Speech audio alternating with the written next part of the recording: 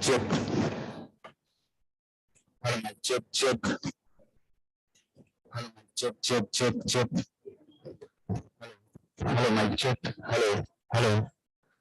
Hello, mic check. Hello, mic check, check, check.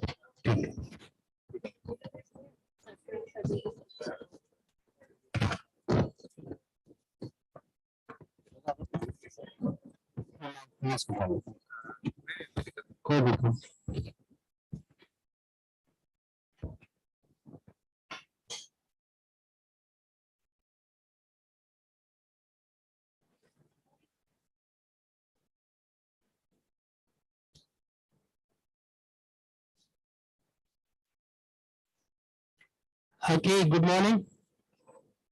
Am I audible to the audience? Okay. Am I audible? Yes, sir. Yes, sir. Okay. Good morning, sir. Is the volume okay? Yes, sir. Okay. Thank you. All DevX are on and ready to take flight to space. So I wish you all a good space flight, and imagine, you can pretend always that you are in a space and you feel like what astronaut feels like. So what I'm going to talk about in 10 or 15 minutes or so, just give a brief introduction, how you can do space physiology studies or space medicine studies, how you can do a simulation, counter simulation, how you can devise those equipment yourself. We can show you some device which you can make yourself. So it's going to be a simple talk and talk about the space physiology. So the space physiology we've been pursuing for nearly a decade now, and over the decade we have had nearly about 20 publications, I would like to say. So that kind of output we have, and we had nearly 5 or 6 devices which we are doing. So now it's very common sense what gravity plays a role in our life. This is the most commonest thing on Earth. You can't get rid of the gravity. You can change your temperature, environment, you can change anything, but not the gravity. It is a constant, it is consistent and affecting all time. Even you're sleeping, your ossicles, your back muscles, or your touch on the ground tells you that you are under gravity. If you're sleeping, the touch on the ground on the back side is constant there, whether you take right turn or left turn, which makes you are under gravity, and that's comfortable. If I take away that touch, you will not be able to sleep. Imagine sleeping in the water or dry flotation, you can't do that. So the gravity plays an important role, cardiovascular functioning, sensory physiology, muscle physiology, bone physiology. The absence will give you virtually a shock or some effects. And there may be acute effects, acute on chronic or chronic effect, depending on how. So if the effect might be seen within seconds and may last for years together. If you spend 1 year, you are still under the loss of gravity and having a serious effect. So effect could be the acute effect. Suddenly I'm standing because of the gravity. If you take away the gravity, I will start floating. It's not a good thing, because if I start floating, I'm not using my muscles. I will lose my muscles. So immediately there will be muscle unloading, which have immediate effect on functioning, because sensory physiology all depends on what sensory input we are getting from muscles and joints and other sensation. Now, when gravity is gone, because of gravity, there is a fluid balance, fluid normal. Because of gravity, my lower limbs are having nearly about 10% blood volume shift. So that 10% volume, if take away the gravity, will shift. So that's another important redistribution of blood flow. Chronic effects are much more serious. If you go to space as a healthy subject, not an astronaut, imagine which is going to happen in the future. So then you're losing your muscles, something like lying on a bed for 2 months. Imagine you can't get up, you cannot walk, you cannot perform those functions. So, and that's what may happen on Earth, which means after surgery for 2 years, you are virtually in a space kind of a scenario. Therefore, you can do a study 2 months lying or 6 months lying or something like that. So this is important. Now, the problem is how to study and what actually happens. So the 3 main things, but there are many more things may happen: muscle unloading, fluid shift, fluid regulation disturbances, and sensory disturbances. There are 3 main, but however, there can be many more. They would lead to muscle dysfunction, bone dysfunction. They would lead to neurovestibular deconditioning, which is very perturbing, very disturbing. The moment you go to a space, you feel like you are oriented, your orientation is gone because your obstacles, which gives you the sense of standing or lying or change in gravity pull, that's gone. So you're actually confused. And a lot of area research is potential here. Nothing has been done to take care of sensory disturbances in the ear. Kinesthetic and touch, as I told you, I'm feeling floor on my feet. If I go to space and come back, I feel as if there are pins on which I'm standing. They become so sensitive. Now we are accustomed. If I go to space, when I come back, I can't stand. They're all like so many pins which are being attached. It becomes painful.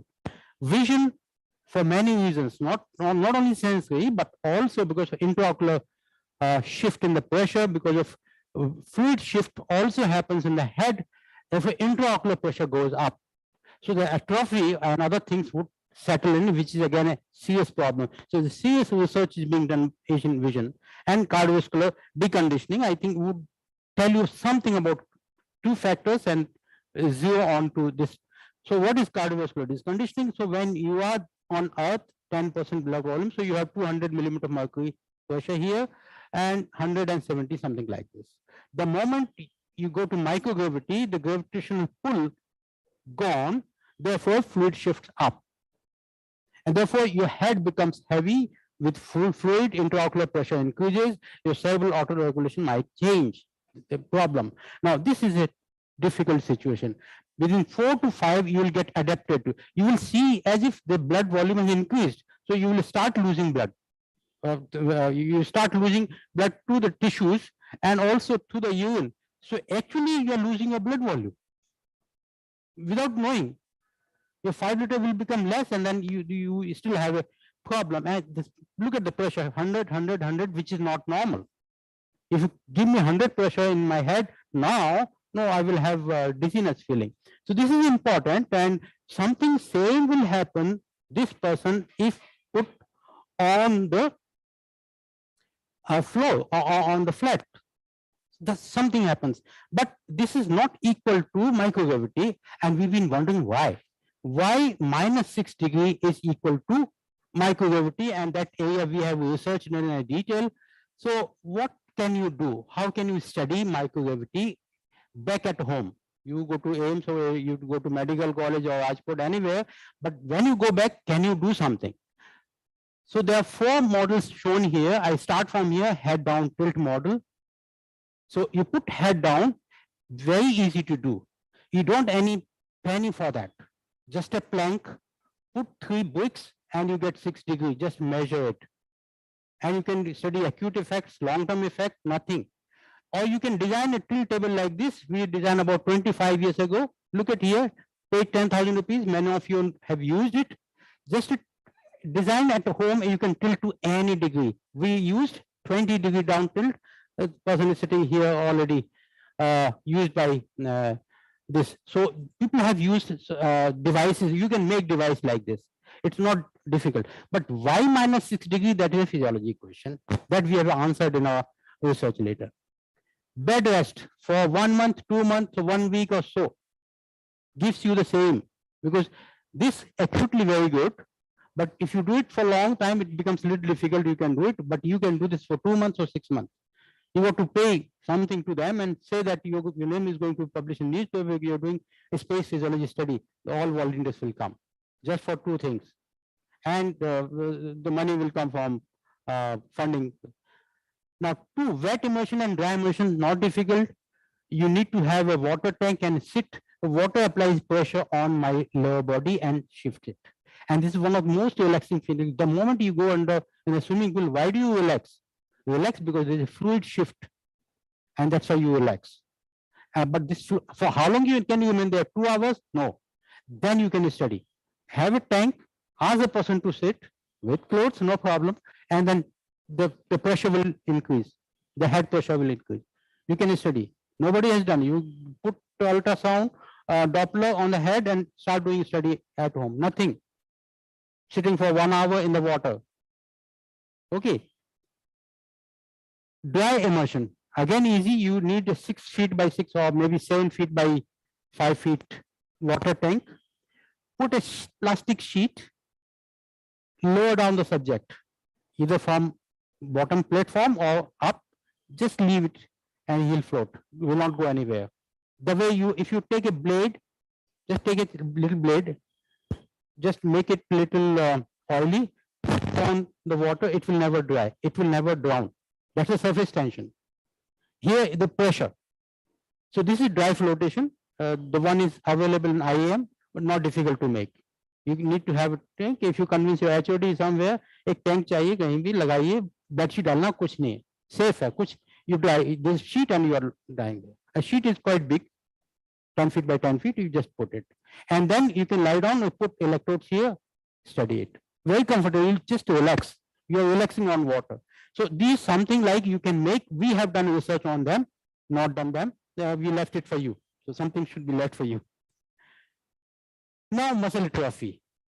So these are gravity muscles. As you know, I'm not going to details. So gravitational muscle we are continuously using. So they are active. They apply pull on bone, and therefore the bone actually grows continuously and then maintain the pressure. So the bone strength is maintained.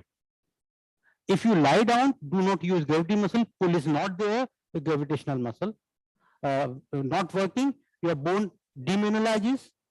Okay, and then bone becomes weak. And if you are in space, it gets elongated. Your length increases. So when you increase your height, you go to space. Or lie down for 2 months, your height will increase. So this, to counter that, we thought, can a person perform yoga in space? That was the idea came. So if person has to perform yoga in space, I have to have a ground. I have to have some force before I do some asana or some sun salutation. If I don't have body weight, what can I do? I can't do any. So that's why we designed a suit. Already, this is first examination report is already published, gone. But innovation is innovation. Patent will come. But beautifully, we use this equipment. There's a guy sitting here, Vishwajeet, and he used it left and right, published 7, 8 papers, top-notch papers. So we have used it. Our innovation, we have consumed ourselves. The patent will come, the other thing will, that's okay. Maybe 10 years, 20 years, take 20 years or so for proper use. When are we going to space? One person will go after 5 years for one time, and then after 10 years, some other. It's not the frequent visit. But we have used in physiology, so we have done this work, and this we used. So this anti-gravity suit was optimized to exert compressive and elastic resistive forces over joints so as to replicate activation of postural anti-gravity muscles. We have proven them. Vishwajeet sitting, he has proven them. Yes, these muscles. We have proven how they will activate if I do squatting or some kind of a stepping.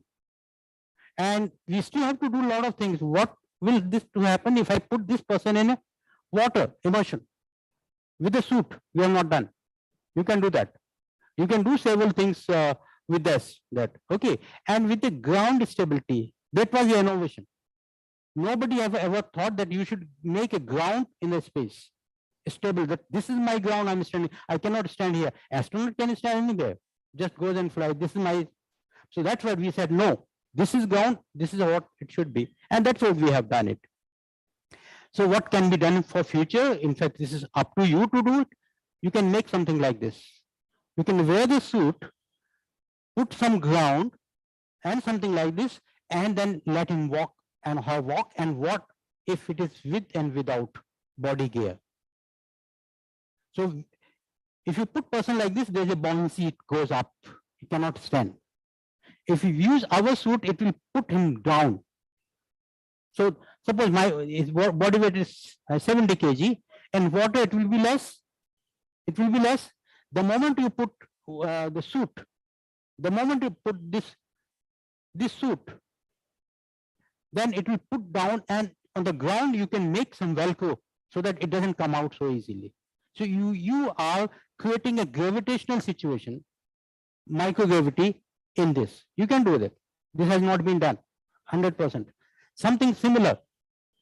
You can make something like this, treadmill, and person is walking, and then he wears that suit and start doing exercise. Not done. Suit is here, this everything is, all ideas are new. -6 degree. Something, this is a new thing which we are doing currently. We're trying to make 4-compartment lower body positive pressure device, so that we can simulate the gravity. The moment you put it, my fluid will shift up. Easy to make. Doesn't take a couple of ₹1,000 and so. You will be shown some of the old versions of this. Idea is similar to anti-shock trousers. When under shock, you compress the lower limbs, so central blood volume increases. Same concept being used. Now the beauty is that 4-compartment. I can do a differential. I can see the effect of this compartment on this compartment. I can do EMG, I can do conduction velocity, I can do sensory, so many things. Like we are physiologists, we can play around signals, or I can do compression here and then see what happens to other things. I'm going to physiology now. The other tools which can be used to manipulate physiology and study physiology. -6 degree, again, beautiful. This can be done anytime, can be done. So you can do a horizontal exercise. Will be difficult, but somebody can desire it. One has to support, and the person is, how can I walk on a wall? I can walk on here, but how can I walk on the wall? That's what. So somebody handhold with some exercise physiologist. Any small room can be or wall outside, or make a sports, I think, and then come up. You do a sports for the youngsters who want to. Okay, can you climb wall? Okay, I put the electrode. You go ahead. The electrode is your domain. The fun part. Imagine your video has been taken when you're climbing on the wall. So this is what can be done. So with that, I think I come to end of it. I just took a couple of the things, just exactly what can you do in a space physiology in this domain. I did not go to other domains like intraocular pressure. Again, easy to do. You can do OCT. OCT is available in so many places now, and then put person under for half an hour, put OCT probe. It can actually give a histological picture of layers. Optical coherence tomography, you know it, it's available. Or you can do evoke potential by doing, or you can do temporalis muscle EMG, what's happening to them. Nobody has done it. Very difficult, thought of it. Or what happening other sensory physiology. So if you, for example, simple thing, you lie down 7 hours on a bed, every day everybody is doing. In the night you're doing it. In the morning, find out the sensitivity of lower limbs. That's it. What happens to my sensitivity? It's 7 hours is any case you're sleeping. You have to go and get the person, or let him, and then immediately and see what's happened. He's been on a microgravity situation for quite some time. Then you differentiate the effect of sleep or effect of this, effect of that, but can be. So so many things can be designed. I'm happy to talk to anybody, collaborate anybody. My email is easy, and so with that, I wish you good luck for happy doing today. You'll be doing a lot of things now. It's all happy doing. It's a workshop and workshop and workshop. You will be given dry exercises towards the end. You will be given the idea to generate. In fact, I have given you so many ideas worth workshop. So with that, thank you so much. I can take any question or anything up to the organizer, Dr. Akanksha. So, okay. Meanwhile, any question you have, you can shoot it. I hope you enjoyed it. Okay. Any question from the audience? Just, yeah, Dr. Savita, she's, yeah.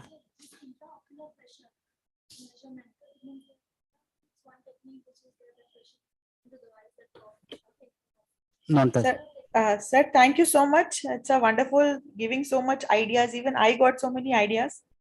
So hope we'll carry forward this. Thank you so much, sir. Welcome. Yeah. So what is your question?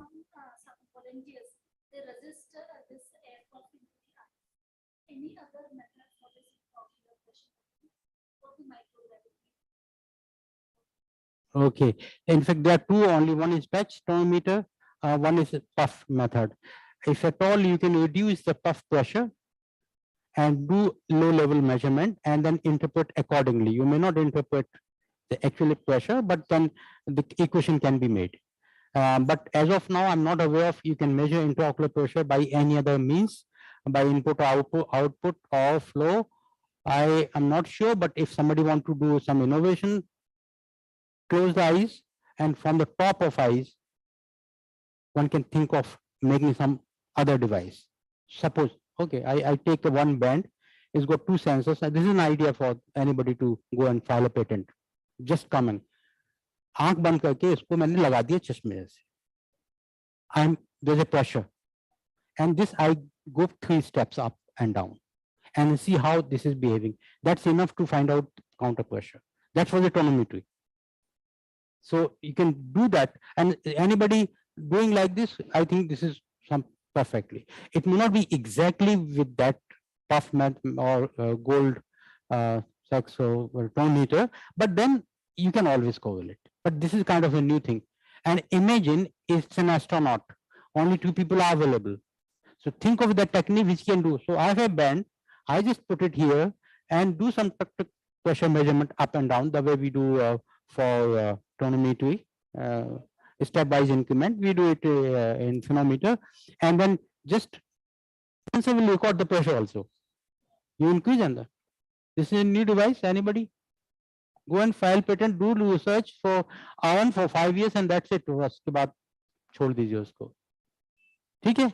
Thank you for the question. Any other second question? Yes.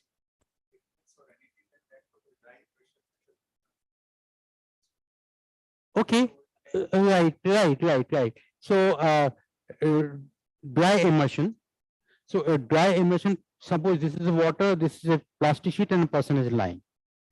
Okay. So and then person is just state of floating, but it doesn't float actually comfortable. Arms लेटे रहते हैं उनको, and they have to lie down sometimes 10 or 12 hours. And everything has to be managed like a subject patient. Now, if you want to measure the pressure below between water and this, is that the question? I'm not aware of it, but any pressure sensor, which is like this for weighing machine, just pressure comes. These are called special pressure sensors. They can be put. They can be. So you can measure the pressure device. If not, then some kind of fluid balloons for time being. Take a balloon and the old technique, connect to a manometer. On a bed sheet, put small bulbs. They are connected to the fine tubes, say 20, like we do GI manometry, and 20, the 20 pressure will come. So actually there are 10 or 12 point joints only. A very good point. Only here. Rest others are empty, in fact. And when you lie down only for 6-7 points. Head to shoulders, buttocks, and this thing. So there you can put, and then good point. One can do. This is how innovation can be done. You can devise the equipment. Yeah. Regarding the measurement of muscle activity, specifically in water tank where immersion is small, so that Oh yeah, very good. Like, can you do underwater ECG? Simple question is that. If you can do underwater ECG, then you can do other ECG. Now, underwater ECG has been a question, so I've been challenging them. Even I talked to Ashwini and Mumbai. Why do they have some devices? Nobody is disclosing. NASA is, but what is coming up for EMG, non-electrical vibomyography, VMG, vibomyography. So you put a mechanical device, some kind of balloon, and when I'm contracting, my muscle is contracting, so volume is changing. So this volume is measured. So even I put your hand and then you can see muscle is contracted or not. See, right over here. So the same thing, non-electrical mechanical pressure changes around the muscle. The volume itself will give you good, it's called VMG, and it comes like this. So VMG has been compared with the EMG. We can do that. VMG is one answer. Vibomyography. like periscope, I think we can do something that we can get actual EMG immersion thing also. No problem, no problem. If you can have a mobile which can go in the water, this can also be. See, you got to seal it. See, be little innovative and keep the current low, less than 5 volts. So no problem. And एक मेरे को seal ही तो करना है. So if I have a electrode which is double sealed, the way we seal in QSART for acetylcholine injection, You can seal it. So double seal. And you need for half an hour, so what? Nothing, water will not go. So that is also innovation. Somebody should start doing the underwater recording. Simply underwater recording, let it be underwater recording lab. And there may be some industry people who will get your device. They will quickly make a double sealing this thing and the seal, and then you go. I think can be done. Because I can take this to water with or without pouch. Though I have a pouch, but otherwise also this works. So I think can be done. If this can be sealed, that can also be. Please do it. I just use 2 electrode and put an underwater. And next APPI we should see a paper. You need this much water. पानी में खड़े होना है, easy machine को लाना है, old को, पुरानी जैसी भी है, खाली आपको पाउच बनाना है, डबल पाउच बनाना है. क्या हो गया? आपको 1000 रुपये में दे दूंगा, उसका खर्चा इतने भी नहीं है. Okay, good. Puja ji, any point?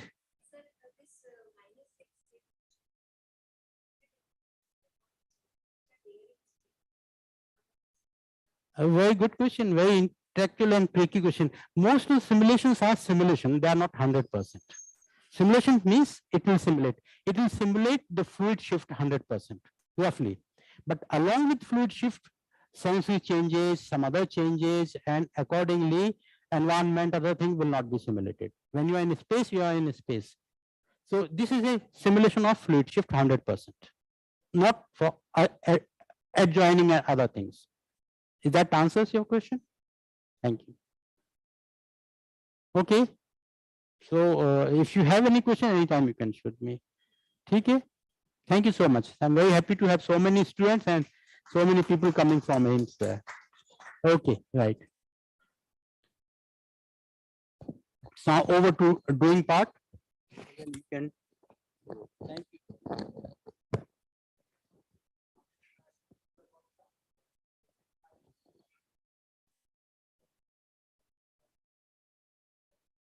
आप दे दीजिए.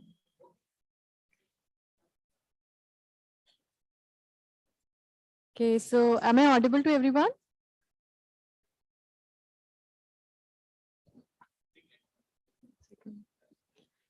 Am I audible to everyone online? Yes, Dr. Akanksha, you are audible, please. All right. So very good morning to everyone.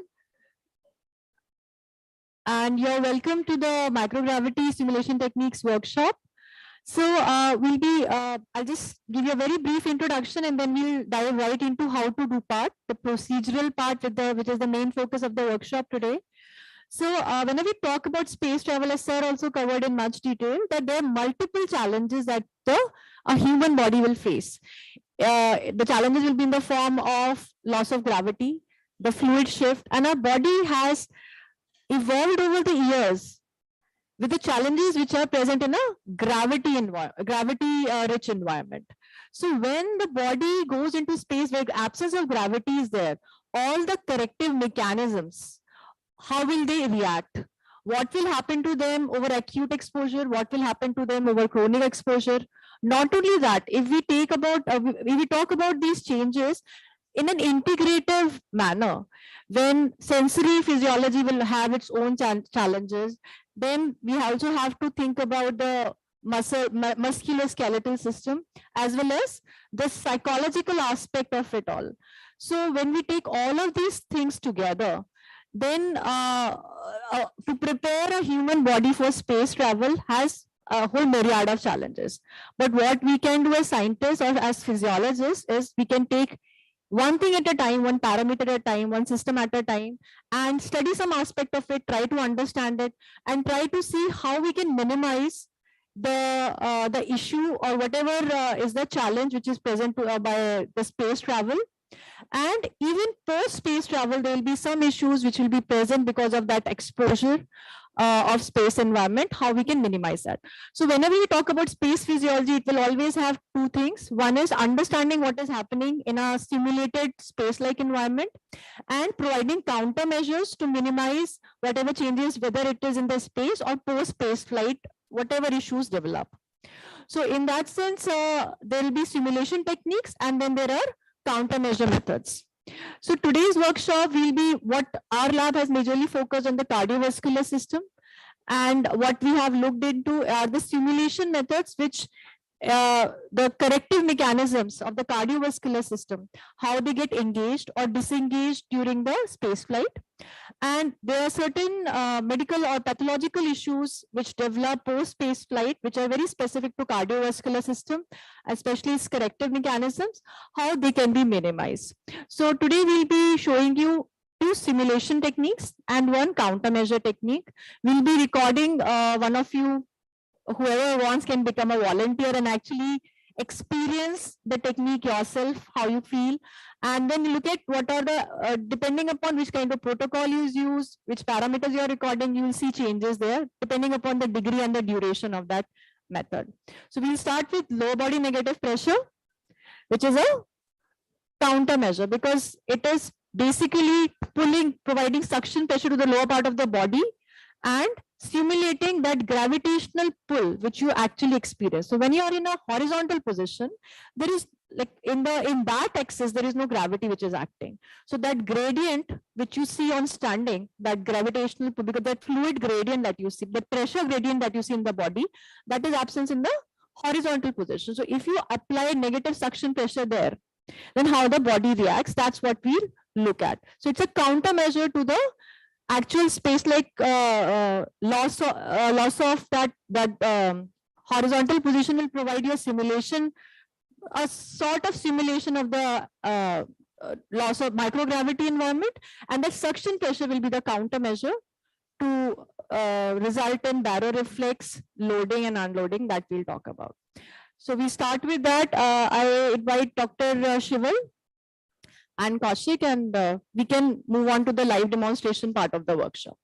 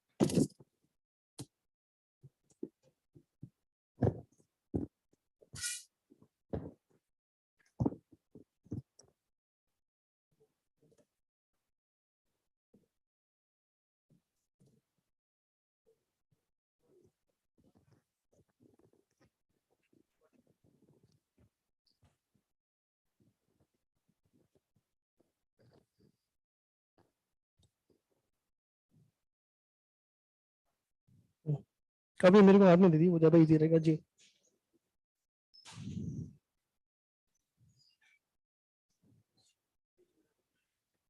Hello, am I audible to the online participants?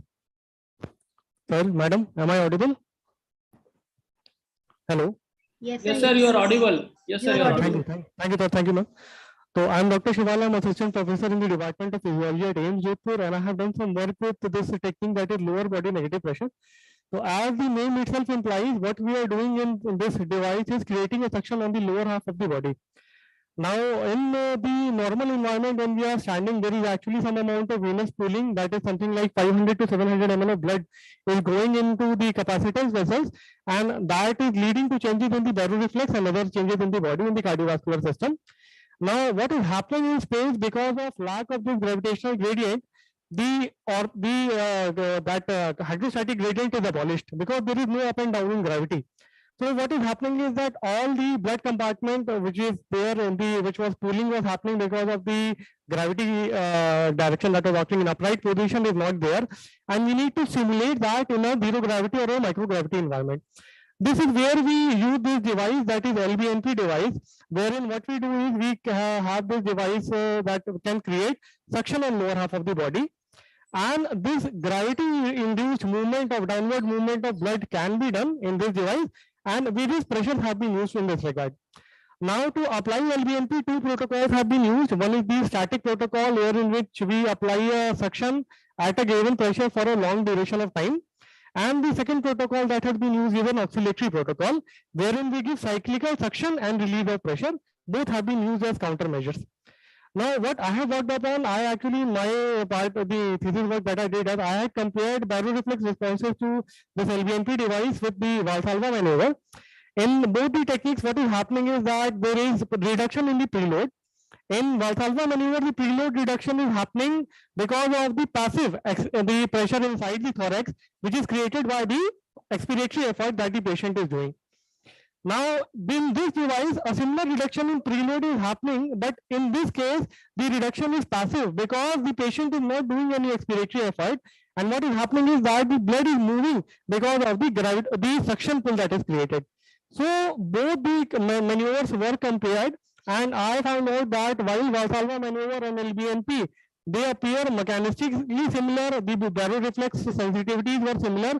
However, there was quite some difference in the DRS value derived from both maneuvers, and in contradiction to the paper that we came across, it is not advisable to use both these maneuvers interchangeably, because while Valsalva maneuver is an active effort by the patient, because the patient is generating expiratory pressure of 40 millimeters of mercury, in LBNP what is happening is there is suction and the blood is being pulled passively in the lower half of the body. So this device that is there, this is capable of generating pressure up to minus 70 millimeters of mercury is achievable. And using this LBNP device, we can give static as well as oscillatory LBNP. So in this protocol, we have experimented with low pressures, something like minus 15 to minus 20 millimeters of mercury. In such low pressures, what is happening is there is no hemodynamic change, blood pressure is not fluctuating. But because of the slight reduction of blood which is there is engagement of the cardiopulmonary receptors, and there is seen that we can observe the changes in heart rate that are seen in the individual. However, when we go at higher suction pressures, say minus 40 millimeters of mercury, again it has been shown in literature that minus 40 millimeters mercury is equal to 1 g of gravity. That is how much blood we are able to pull using a minus 40 millimeter suction is equivalent to the same person standing upright. And similar reduction in preload can be done, and hemodynamic responses can be studied. Then if we go at still higher pressure, say minus 70 millimeters of mercury, that is equivalent to 2 g of force. That is the person is, we can say, is keep standing, and there is additional gravitational gradient equal to 1 g that is acting on the patient. So these protocols is what we have experimented with, and then we can show you what we can do is we can have beat to beat blood pressure here, device is there, ECG and respiration signals are available, and we can just demonstrate how the machine is operating at low pressures, at high suction levels, and what are the changes that are taking place there. So I'll request Dr. Kaushik if somebody can volunteer to become a subject. Okay, okay, thank you. Shoes उतार दीजिएगा please.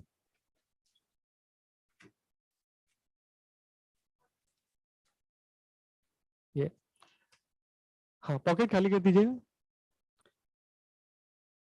So the prerequisite for doing this test is what we go about is that we ask the subject to wear loose fitting clothing, say tight garments which are there, for example skinny jeans if I may say. So what they can do is they can act as a tourniquet and they can prevent the pooling which would be produced by this device. So the first instruction that prerequisite that would be there in this device would be we ask the subject to have a loose fitting clothing in the lower half of the body. Then as goes with any test of the autonomic functions, we request the subject to have a light breakfast 2 hours before the test, and it is a good idea to maintain hydration of the patient. So in one of the project that I was a part of, therein we asked the subject upon arrival into the lab to empty the bladder, and then we gave a standard 100 ml amount of water before we started this maneuver. So please आप बैठ जाइए पहले. So in this protocol, what we will be doing is that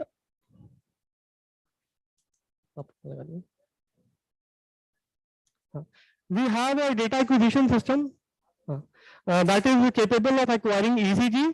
So simultaneous acquisition of the ECG signal can help us see the heart rate changes in real time. Also, the acquisition of beat to beat BP and the ECG values can help us evaluate the baroreflex part. That is what we use about.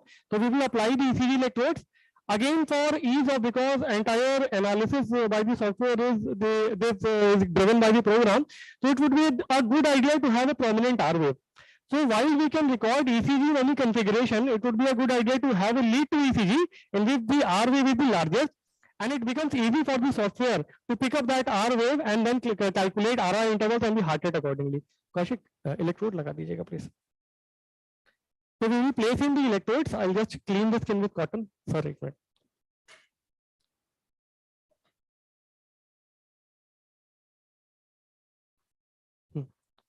ये लगा दे. फिर एक button आपको खोलना पड़ेगा please मुझे. हाँ, shirt को भी बांधने का मुझे. So again, for the montage of ECG that we use, we have experimented with applying ECG electrodes on the lower limb. But again, in experience, we found out that the creation of suction pressure is usually leading to the dislodgement of electrodes. So it would be a good idea to place the electrodes on the trunk so that they are outside the chamber and the ECG signal is not lost because of the application of the suction pressure. So we apply the electrodes in lead to position. एक button और खोल दीजिएगा please. Thank you.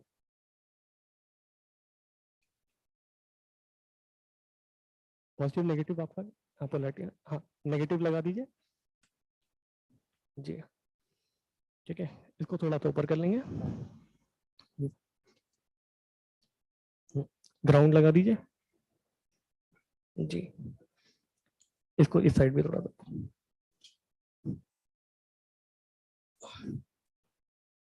लगा दीजिए, यहाँ पे लगा दीजिए. ठीक ठीक, thank you.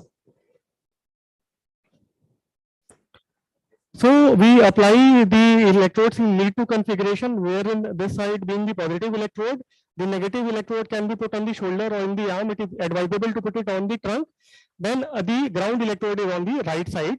Then after that, we will be acquiring beat to beat BP signal, which is acquired using a device that is known as Aaparajita, which utilizes the volume clamp technique. So for the purpose of beat to beat BP acquisition,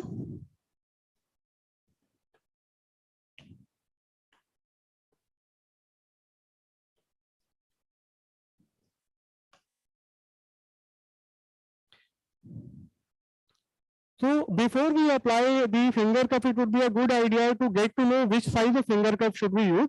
So this particular device that is available with us gives you a scale based on which you can actually get to know whether you need to apply a small, a medium or a large cuff.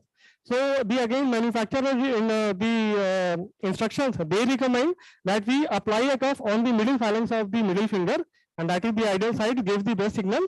So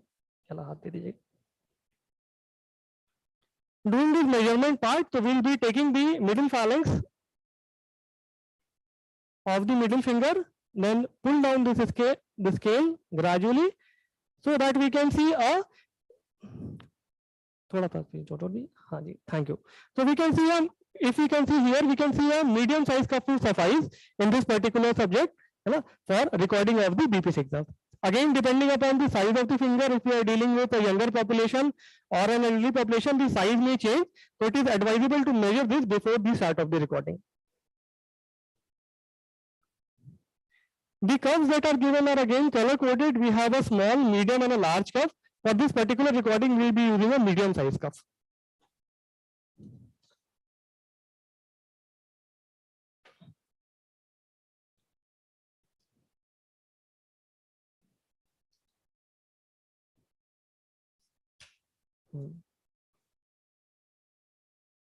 इस medium size लगा दीजिए, आराम से निकाल देंगे जी.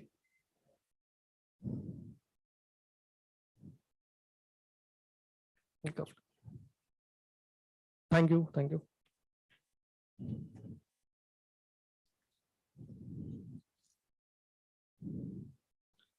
So this is the front end of the device that is showing the cuff in position. There are two ports for the cuff.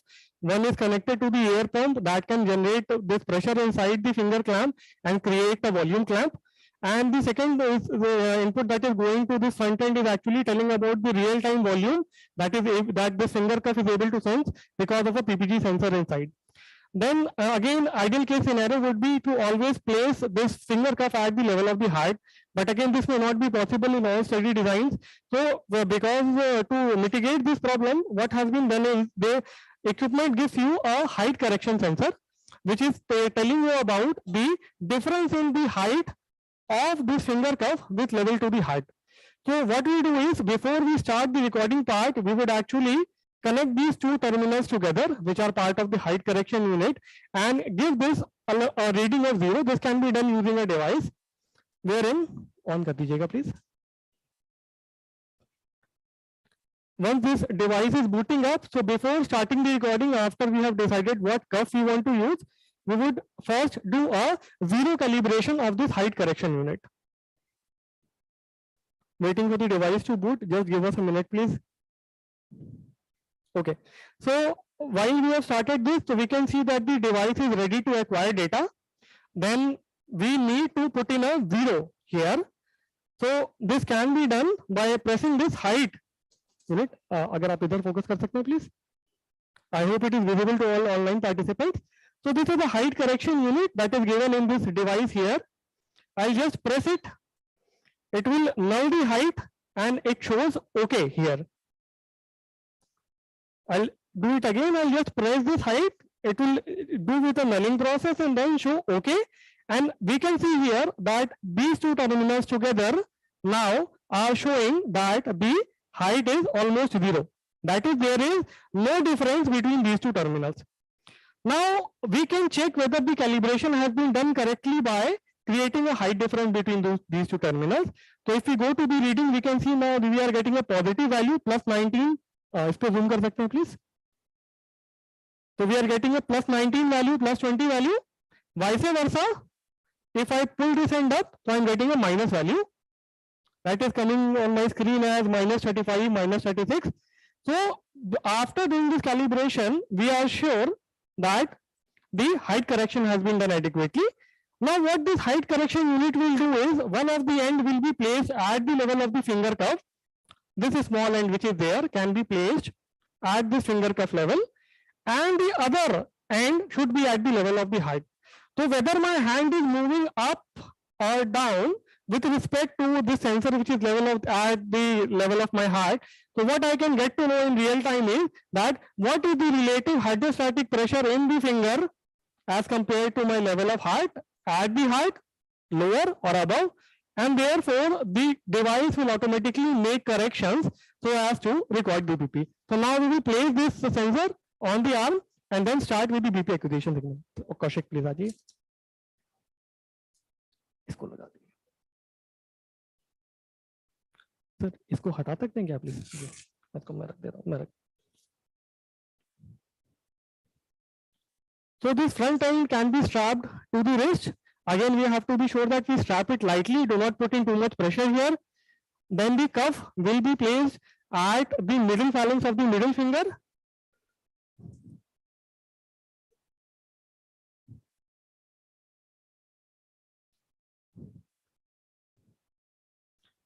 Again, one important precaution to be taken is that this sensor, we can see this black dot here, and the emitter should be on the either side, should not be in the front and the side. So this is how we go about putting the cuff.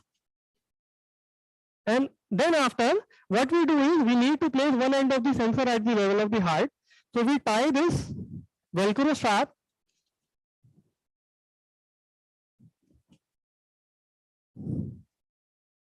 here and place the sensor on the, एक minute इसको पकड़ लीजिएगा, यहाँ नहीं लगा, एक second.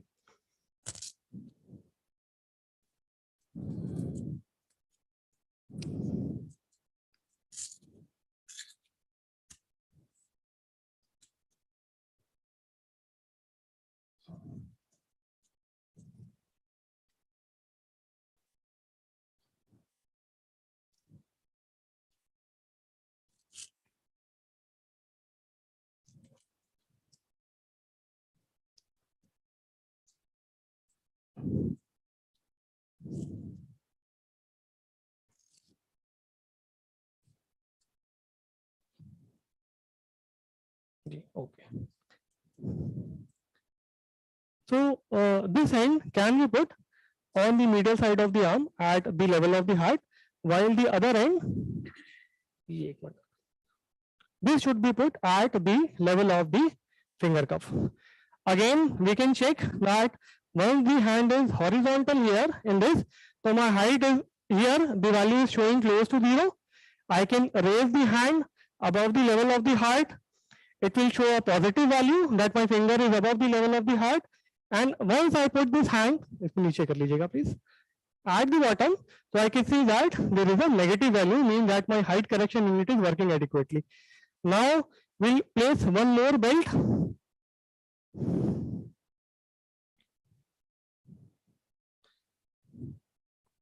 At the level of the heart, this will record our respiratory signal. This is a digital spectrograph and can take care of our respiratory signals at the level of the chest. अच्छा clip हो जाएगा, हाँ तो निकाल दीजिए, इसको लगा देते हैं प्लीज, आइए थोड़ा सा हाथ ऊपर करेंगे प्लीज जी।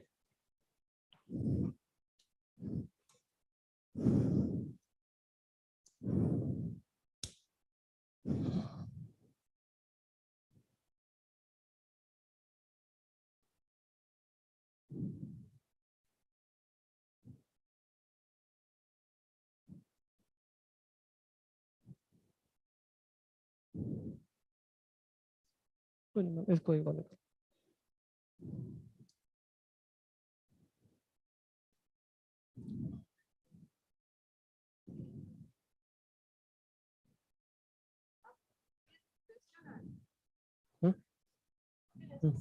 जी ठीक है, तो बर रिकॉर्डिंग स्टार्ट करते हैं।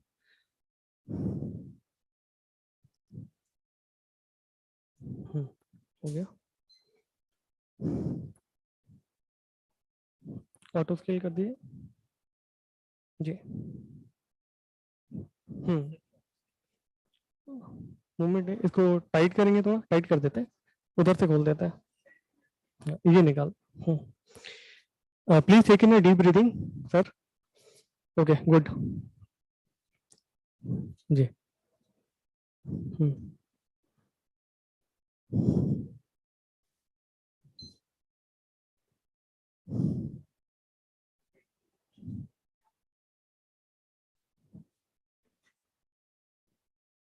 So we start the recording part in this particular setting, which is there at the top panel. I can see my respiratory movements. The second panel, the green color thing, is showing my lead to ECG record. Then here we can see the heart rate, which is derived in real time using the ECG. I'll just expand it for you.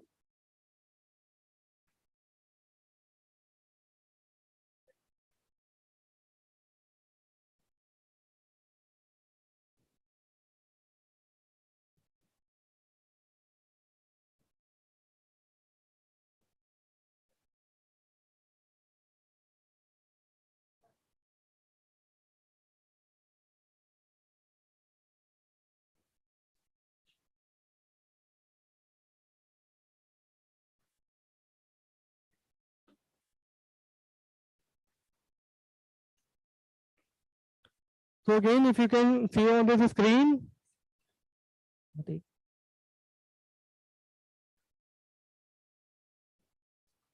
कोई नहीं, belt एक बार हम दोबारा से लगा देते हैं जी। Respiratory belt एक बार निकाल के दोबारा जी जी, थोड़ा सा टाइट कर दीजिएगा। So we'll reposition the respiratory belt at the level of the fourth phase so that we can get a good signal. Just auto scale.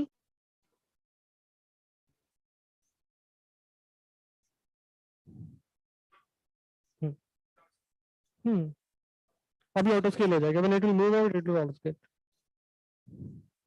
So we can see that again here we are able to see the respiratory movement at the top. Second panel में we can see the ECG recording. Third panel is showing me my real time heart rate. Then the BP signal is coming in the fourth panel, beat to beat BP signal, and systolic and diastolic BP are there in the lower two traces. The values can be seen from here. So once we start this device, we have to give it some time for the purpose of calibration. And after we are getting reliable BP values, what we can do is we can switch out the calibration using the physical button here.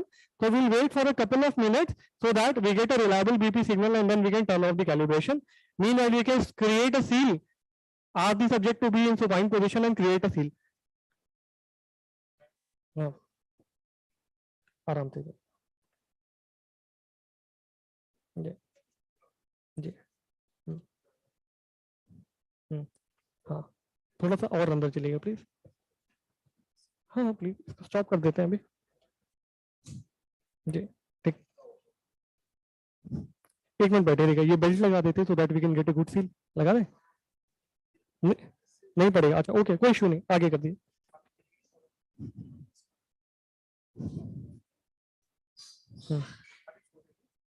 Late, थोड़ा सा आपको और नीचे नीचे आना पड़ेगा। There would be a foot rest on the other end, है ना, तो your feet should be resting here. जी जी okay.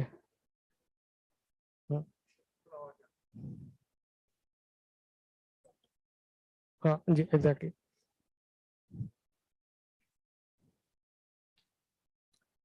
So again with lower body negative pressure, people have experimented with a lot of seals. Seals have been put at the level of the xiphoid process, at the level of the iliac crest, and multiple seals have been tried. We have this particular device is designed to put in pressure at the level of the iliac crest, and that is what we have done here. And we'll create an airtight seal by clothing. अगर uncomfortable हो तो please बताइए. It is okay? Okay. So, okay. एक towel दे देंगे please, उधर से towel दे दीजिए। हाँ हाथ को उठा दीजिए, आराम से रखें जी।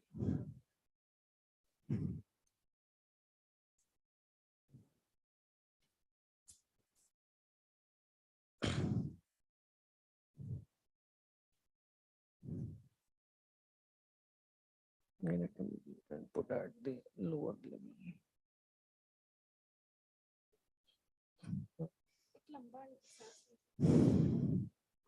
Take a deep breath. No problem. What we can do is, making actually abdominal is more prominent actually, so it will place it here to get a better signal. तो थोड़ा सा abdominal वाली चीज हम कर सकते हैं। नहीं कम कर दिए, और कम कर दीजिए, और कम कर दीजिए जी, आ जाएगा जी। It will auto scale in a while ji. So we can again see after putting the subject in the supine position, we are getting these BP values and the heart rate values, and now we can proceed with the application of negative pressure and see the responses. So I'll request Dr. Kaushik can start. ये ले लीजिएगा please.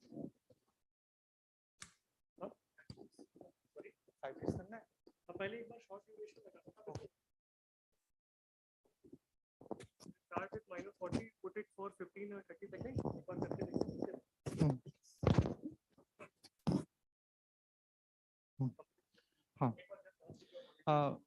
Hello, am I audible? Hello, am I audible? Yes, Dr. Kaushik.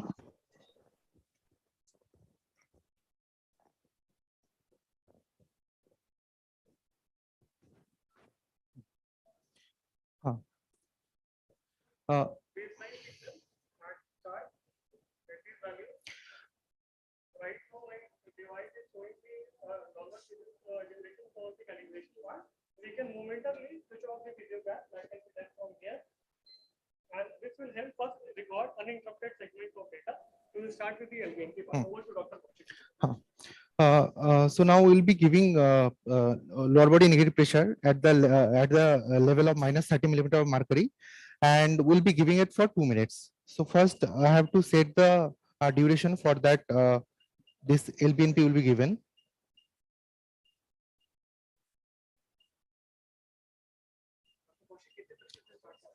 -30.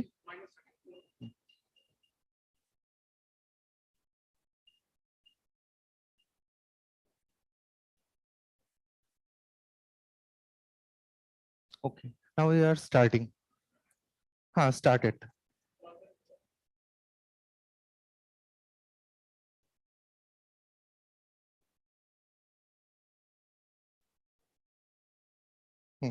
Now the pressure is almost -30 millimeter of mercury. The suction pressure. Okay, so here you can see the responses. Yeah. So for the changes to happen, actually it takes time. After giving the LBNP, it takes some time. Then the changes will be seen properly. Normally, there if because of LBNP there is suction. So there will be decrease in the blood volume in the central part of the body. So that's why there will be increase in the heart rate. And the other bioreceptor will be activated because of the decrease in the blood volume to the in the center part. So ultimately the bioreceptor will start acting, and up to a certain limit they can act and maintain the BP. But if the fluid shift is too much, then there will be a certain decrease in the BP. So that normally we achieve at -30 or -40 if we give for longer time.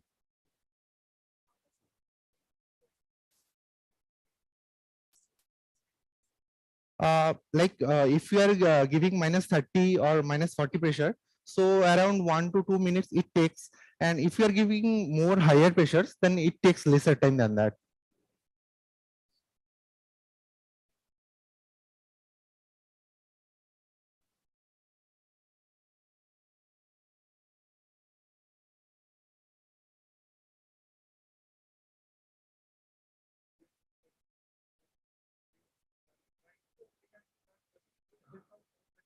Yeah, just हाँ आप reduce कर दीजिए. So हाँ हाँ okay.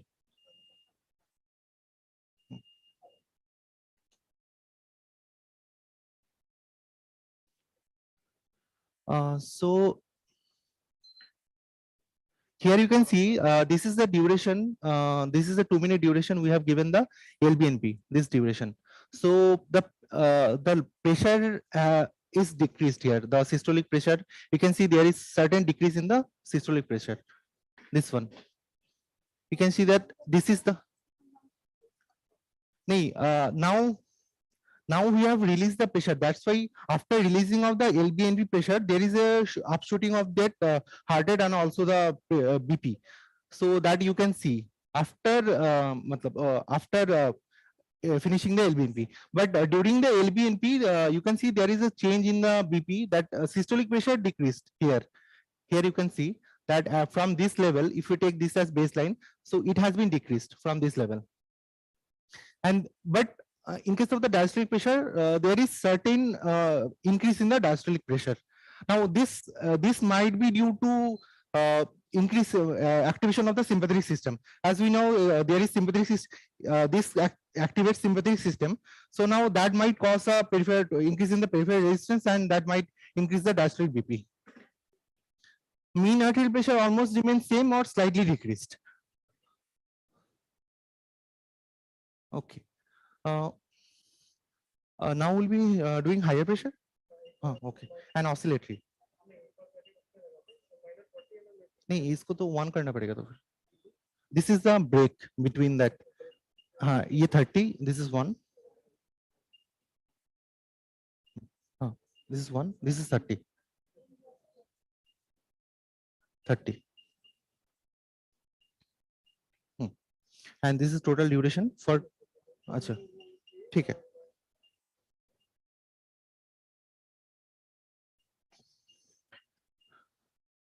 Now we'll be giving the lower body negative pressure for higher duration.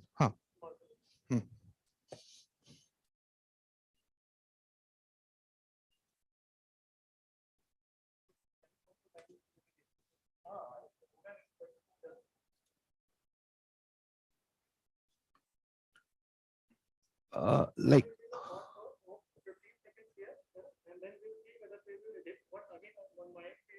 giving a pressure of -40 millimeters of mercury or take 15 seconds, I have seen that there is a falling BP, and I have to believe there is a compensatory rise.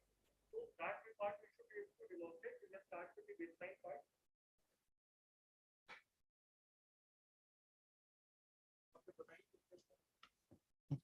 okay. Start.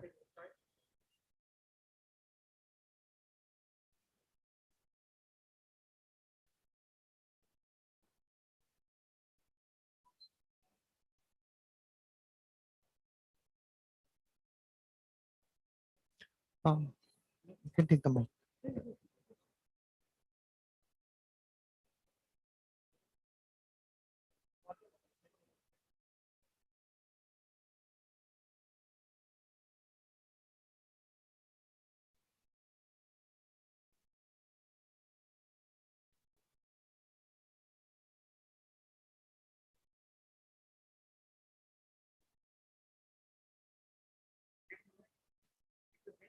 Hmm.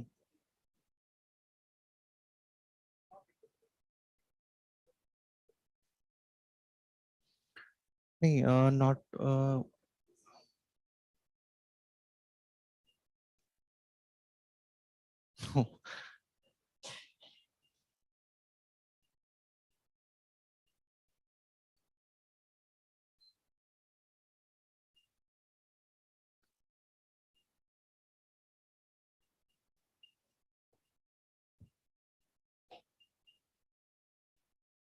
this is the maximum. Start. Hmm.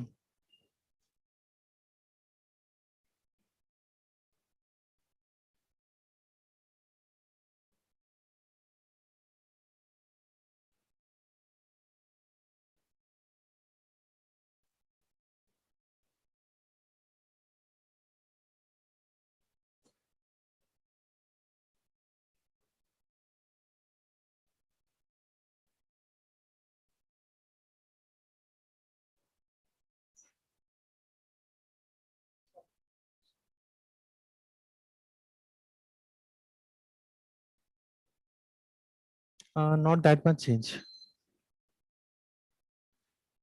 It didn't change much.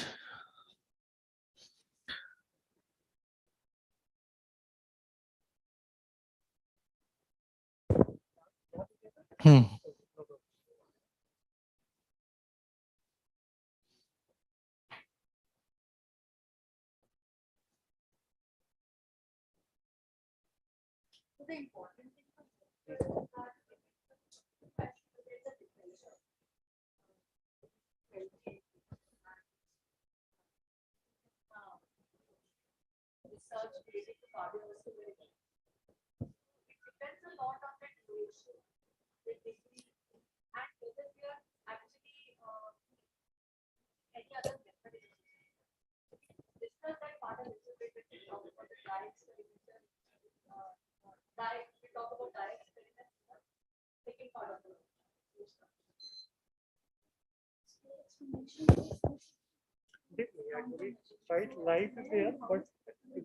Yeah.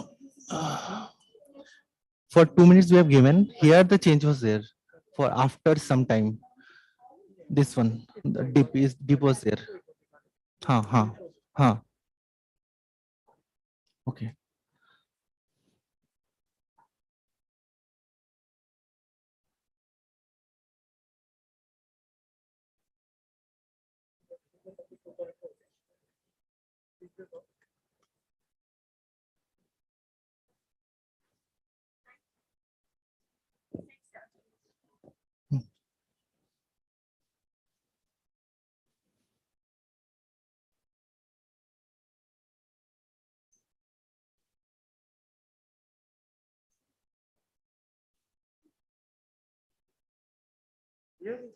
Huh. So here you can see that here we have given 30 millimeter mercury LVNP for 2 minutes, this total duration. Now here first, this was the BP, this was the systolic BP, this was the diastolic BP, and this is the mean arterial pressure. Now after giving for some time, after 40 seconds, so here you can see initially there is a rise in the BP, but after 40 seconds there is a dip in the BP. But the dip was seen in case of systolic blood pressure. Here you can see from this level, from this baseline level, there is a dip in the systolic BP. But in case of the diastolic BP, there is rise, and first there was rise, but it maintained from the baseline level. And in case of the mean arterial pressure, it almost remains first increased, but after that it almost remains same. Now here you can see that. Because of the decrease in the preload, because there is a decrease in the venous return due to suction in the lower part of the body, that the systolic BP and systolic BP ultimately decreased. But in case of the diastolic BP, as we know that this LVMP causes unloading of the cardiopulmonary blood receptors, and there will be activation of the sympathic system, and this sympathic system activation will cause increase in the total peripheral resistance. That ultimately leads to the increase in the diastolic blood pressure. And the heart rate changes, you can see that this is the baseline heart rate changes, but it increased during the after some part, there is an increase in the heart rate. Here you can see, this was the baseline, and this is after starting the LVNP, and after some time there is an increase in the heart rate. To maintain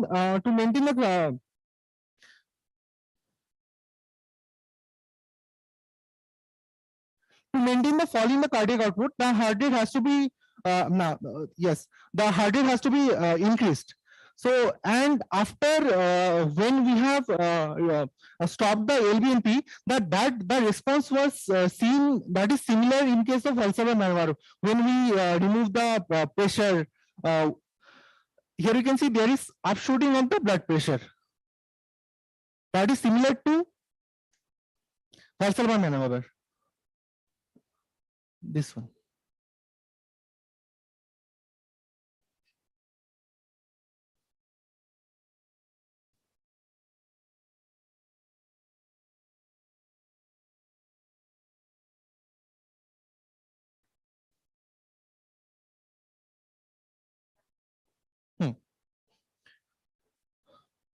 Okay, next. There are two things that are to be taken into note here. The first part is that once you are applying the suction initially, because of this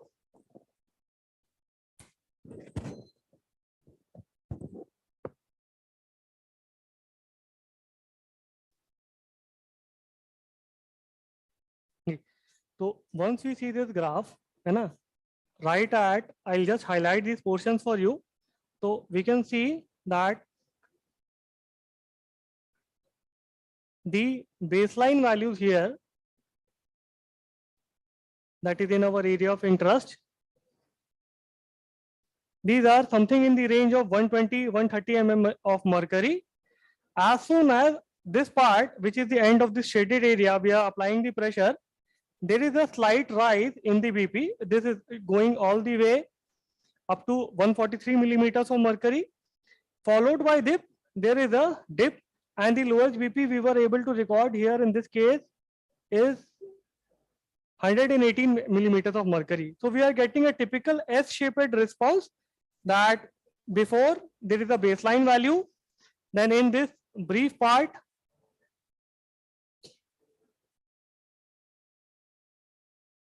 here we can see a rise that is there.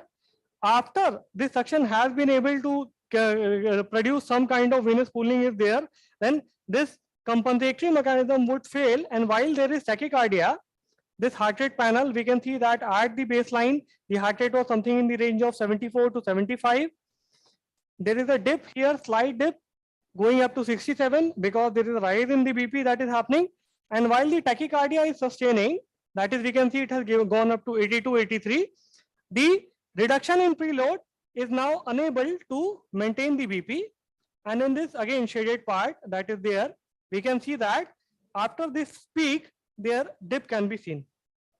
Like, as soon as this pressure is released, what would happen is that this preload would come back into the heart, which is already synthetically stimulated, and we can see something on the kind of an overshoot here, this part, wherein again the BP is shooting above the baseline values, going all the way up to 145 millimeters of mercury, and then slowly coming back to the baseline.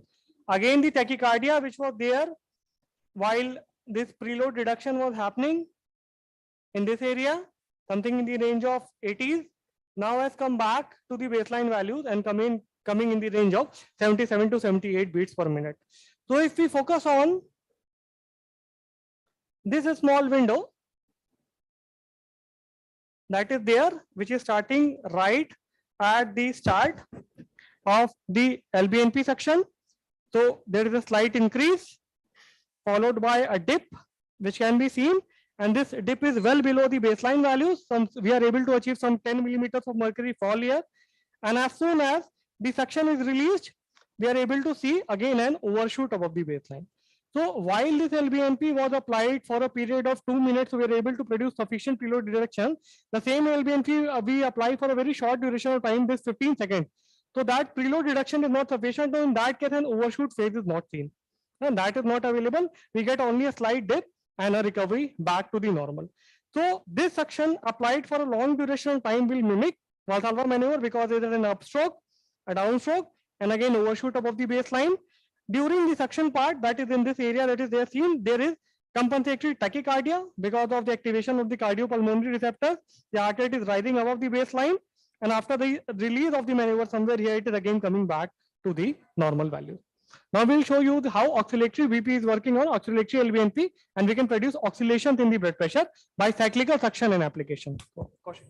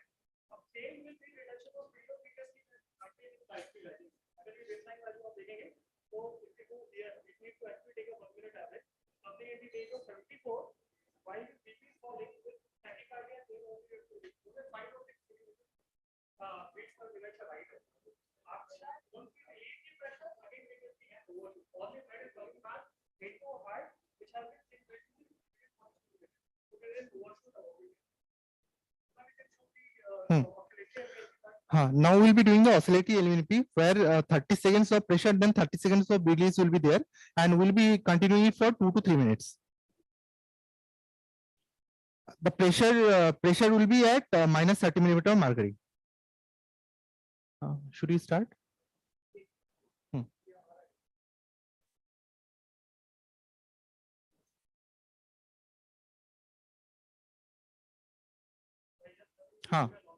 Okay.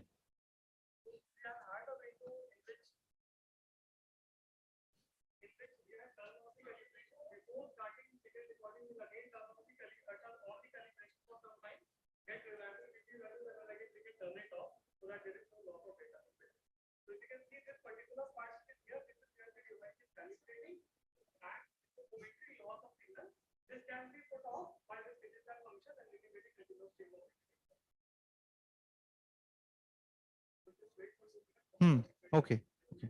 Okay. So we'll be starting after 2 minutes. Okay. So the pressure will be giving it's minus 45 millimeter of mercury.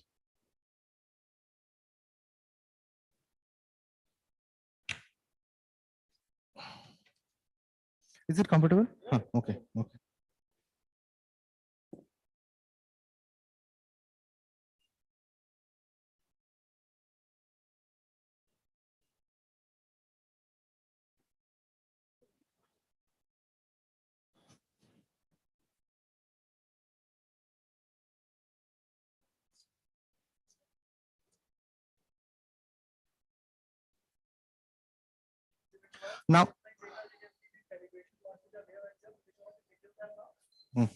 Now we are recording the baseline values, and now we'll be starting.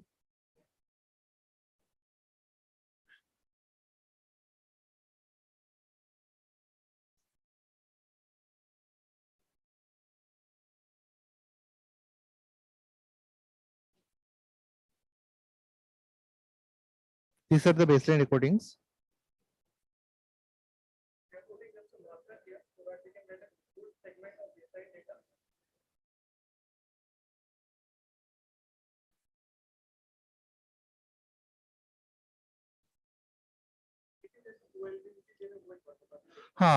So the oscillatory LVNP will be giving for 30-second suction and then 30-second release. And now this cycle will continue for 5 minutes.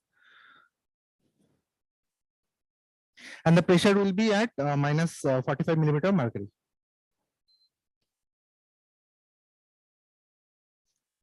Should we start?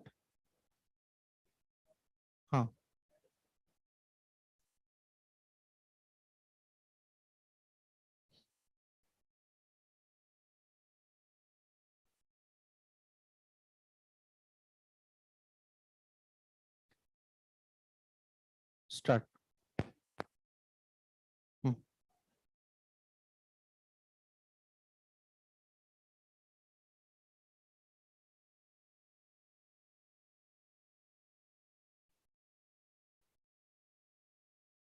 Now we have reached almost minus 45 millimeter of mercury lower body negative pressure.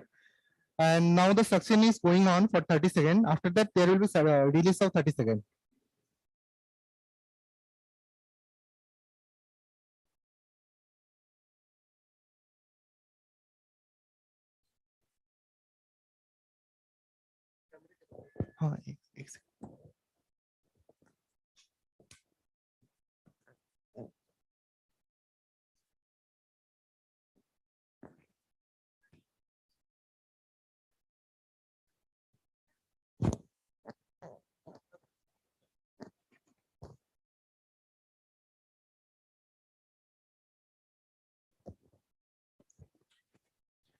So now we can see that after 30-second release, there is a increase in the increase in the pressure.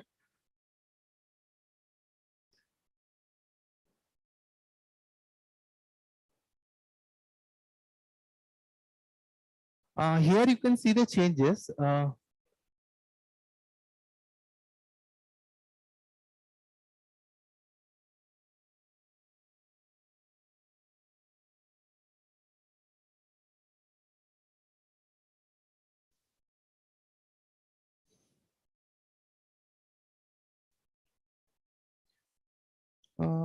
We'll be now doing it for shorter duration of suction and shorter duration of pressure. We'll be doing for 5-second suction and 5-second pressure. 10 second, okay. 10-second suction and 10-second release.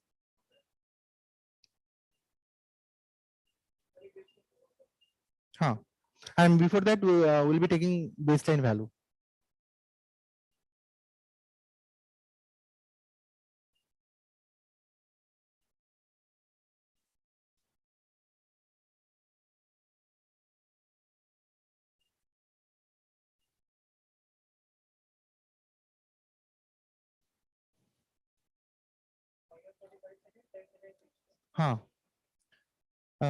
The pressure will be at minus 45 millimeter mercury, same, and the duration of suction will be 10 seconds and release 10 seconds, and again suction for 10 seconds. Like this, it will continue. Now now we are taking the baseline recording.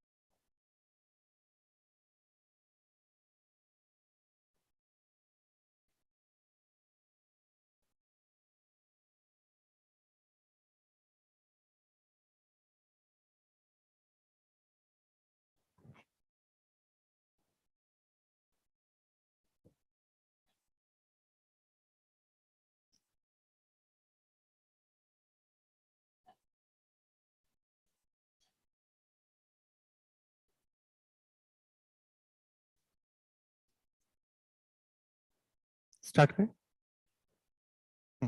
Now we are starting at minus 45 millimeter mercury LBNP, 10-second suction, 10-second release.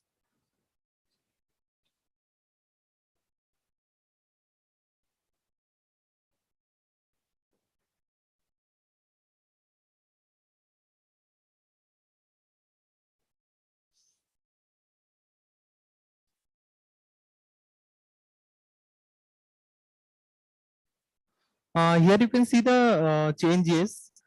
At this point, the LBNP started. This was the suction given, and after that some release. This was the release, and then suction. This was the suction, and then again release. The oscillation will be visible after properly visible after some time.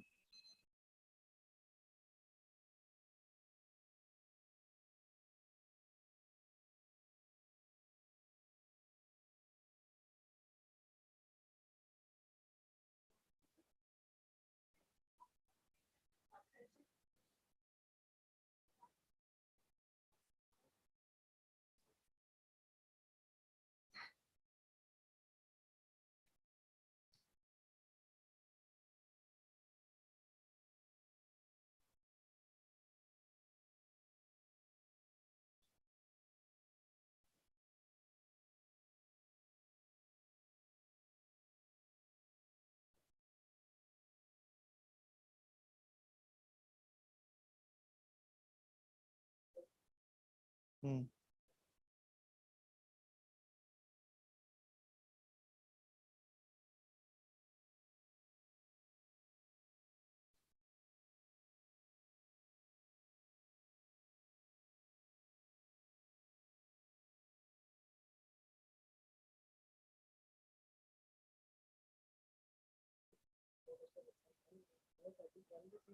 Hmm. Oh,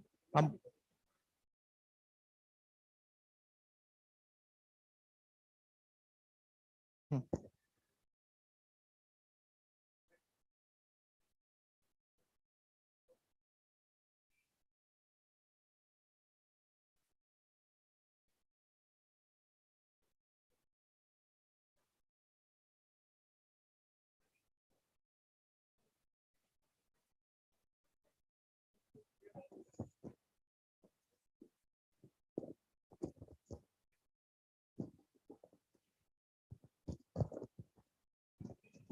इसको बंद कर दो. Yeah, am I audible? Am I audible to everyone? Yes, yes, you are audible, please.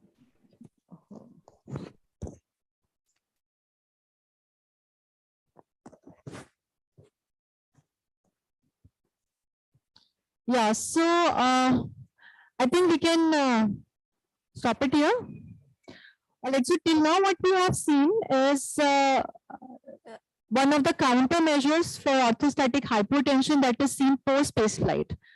And what this countermeasure does, it engages the short-term neural reflexes, which are cardioprotective in nature, and try to maintain the blood pressure accordingly.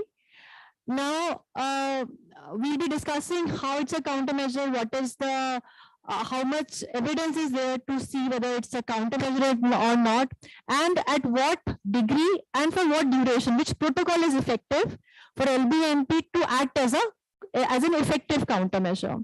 So there are two ways that you can apply low body negative pressure, both of which were demonstrated. One is sustained low body negative pressure of different degrees for different duration, and the other one is oscillatory low body negative pressure. Now, which is better, it all depends upon the evidence that will be discussed in the later part of the workshop today. So for now, I hope what you have focused on are the changes in the heart rate and the blood pressure that were happening whenever low body negative pressure was being applied, and then it was released also, because whatever is the engagement of the barrier reflex or the cardiopulmonary receptor reflexes are there, they do not just go away as soon as the suction is released. So even that is very interesting to see for what duration it remains. Now, whenever we talk about cardioprotective reflexes, they're not just neural reflexes, there are also certain hormonal changes which will be seen, which occur on a longer time scale. So that is also something which we cannot do right now, but we have looked into. So those results also we'll share with you. So now we can break for a short tea. And after that, we'll talk about the other stimulation methods which have been used for simulating microgravity situation and looking at the cardiovascular reflexes.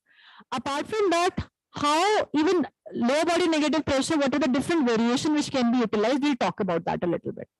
So we can take tea from the, yeah. Yeah. No,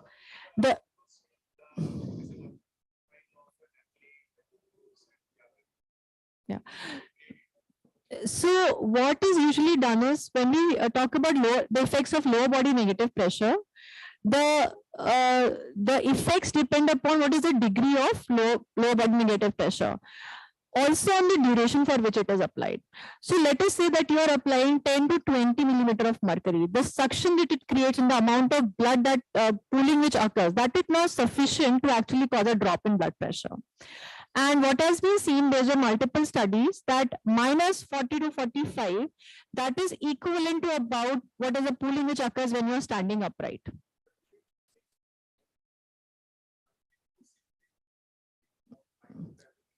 In so usually the microgravity, like as a countermeasure, it has been looked upon the age group that they have focused on the age group which is usually going into space. So that will be the like 30 to around late 20s to 30 to 40. Even one of our studies in which we have looked at the oscillatory LBNP effects, we also focused from 25 to 40 years of age group, because that is the age group that you are looking at, and healthy individuals. I have not come across with different physical fitness levels. That is not something that I have come across, but that will be something interesting to say. So we can break for tea now. We will continue this discussion in the dry lab part of the workshop. So tea will be all right. I think. Thank you, everyone. We'll meet in another 15-20 minutes.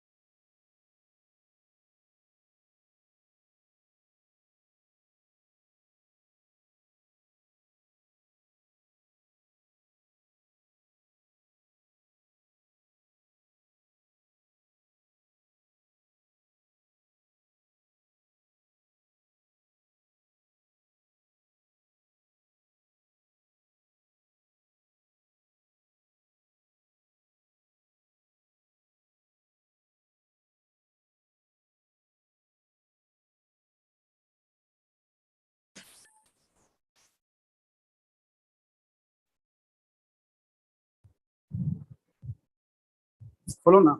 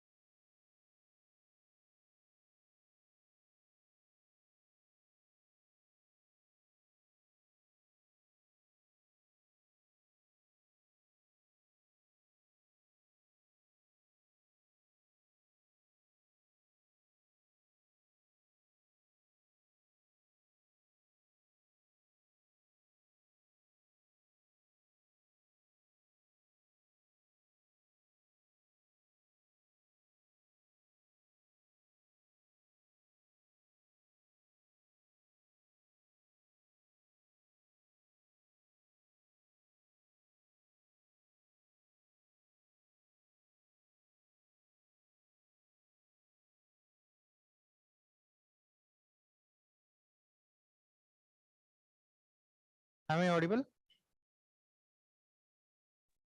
Yes, Am I sir. audible? Yes, yes. Yes, yes. Now we'll be doing head down tilt, and we'll be demonstrating the head down tilt. Now, Kakudin et al. They have one of the first few to compare the bed race data to the data obtained from the space travel. Now, what they did was they compared the heart rate response during standing and what is the change in that response with the head down bed rest subjects with the subjects who have returned from space, and they have done different degrees of head down tilt. Like first they have done 0 degrees head down bed rest, then 4 degrees, and then 8 degree. Now what they have found, the heart rate response during standing, the change which was found in case of the astronauts who have traveled from who have come back from space, that response was in between the 4 degree and 8 degree head down bed rest. That's why we take 6 degree head down tilt as similar to achieve the microgravity situation at Earth, on Earth. Now this change in the different angles, that is important for the cardiovascular system. Now because we know that can you just focus here? As this picture I have previously you have seen in Deepak sir was talking about this, that in case in Earth, so there is a because of the hydrostatic pressure, the BP is more in the lower part of the body compared to the upper part of the body. But in space there is a equal distribution of the pressure. That's why the fluid shift is towards the upper part of the body. Now to achieve that on Earth, now at bed rest, so there will be equal distribution of fluid at 0 degree, but at 6 degree that the fluid distribution would be more towards the upper part of the body. Now that's why this 6 degree head down tilt was done. Now here in this graph you can see the responses. This is in y-axis, this is the heart rate rise during the standing. Now this is the changes. Now this is this one is from the space. Now this is the actual data, and this 0 degree, 4 degree, and 8 degree, that was done on Earth. Now the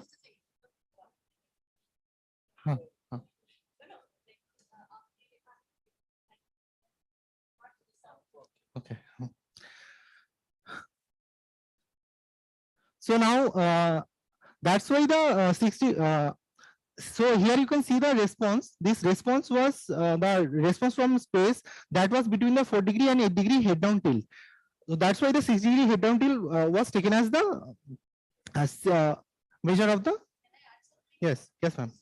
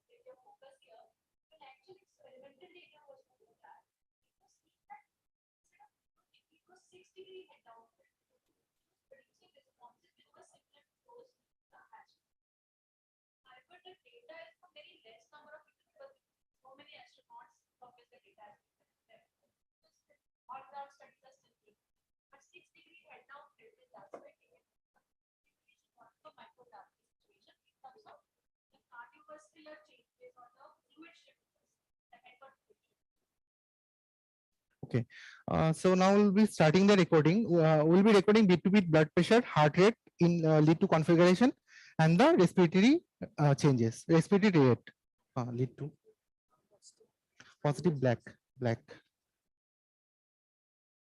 Yes.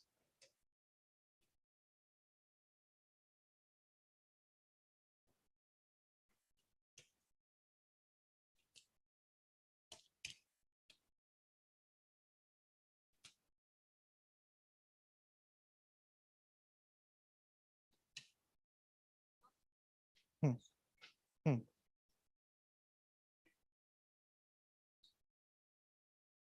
कर सकते हैं, इसमें हो जाएगा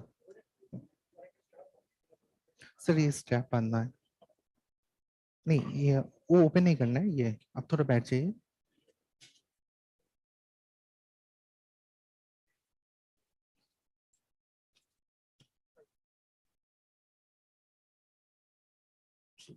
हाँ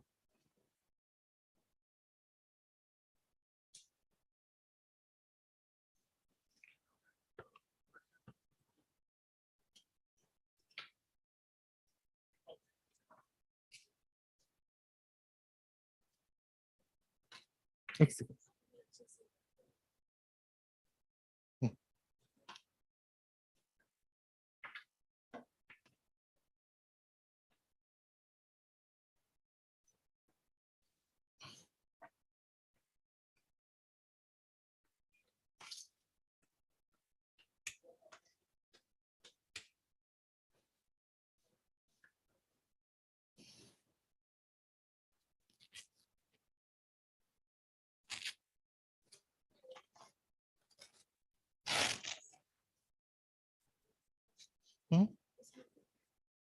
वो हो जाएगा।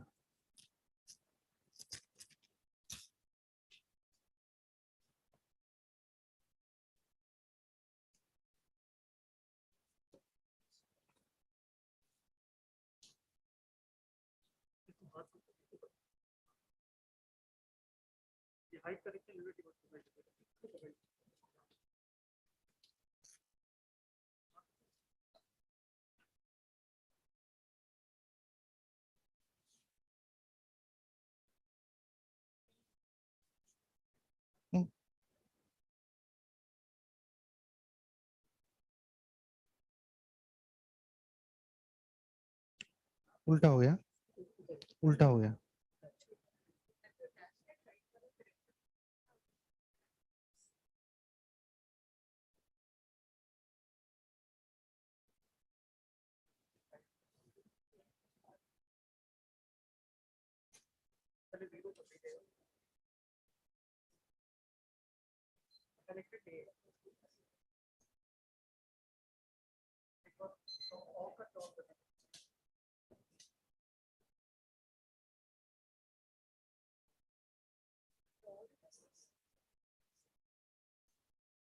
Uh, there also they can see. Yeah?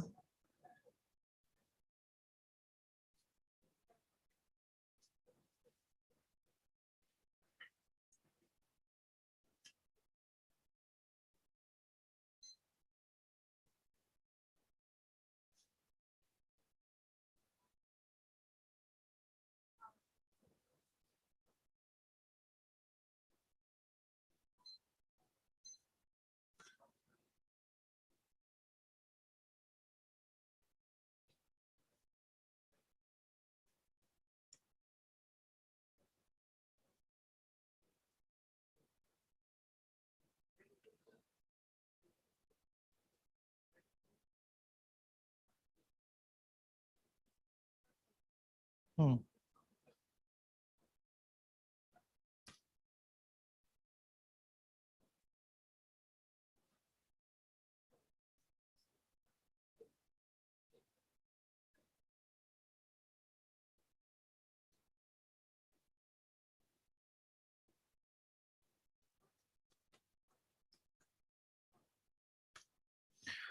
So now first we'll be recording the baseline.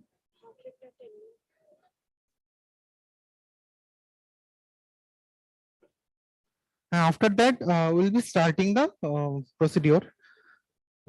This is the tilt table. Can you show? Can you show this? Huh. So this is the tilt table. This can be tilted. This is a motorized tilt table, and and it has an angle attached to it that is called goniometer. So by that we can see that how much there is a tilting of this table from the horizontal level. Today we'll be doing the tilting at the angle of from 20° to 30° head down tilt to see any acute changes. Yes.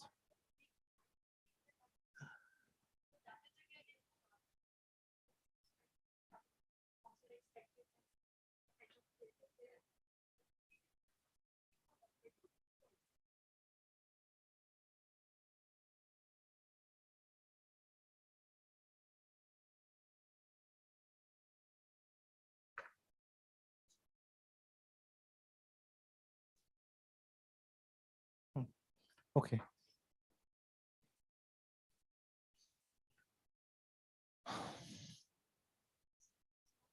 हाँ baseline हो गई. हाँ हाँ अभी start लिख देना.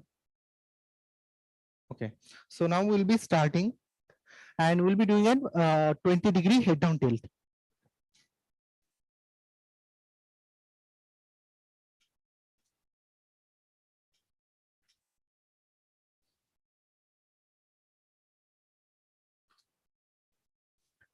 आपको कोई प्रॉब्लम है तो बता दीजिए.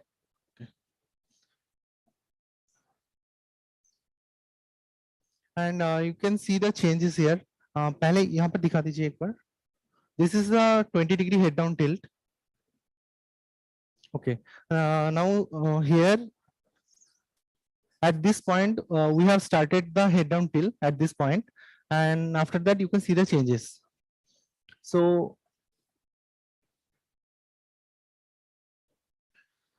in head down tilt, what happens? There is a upward shift of fluid, and ultimately that will ultimately lead to the loading of the baroreceptors, because more fluid has come in the upper part of the region.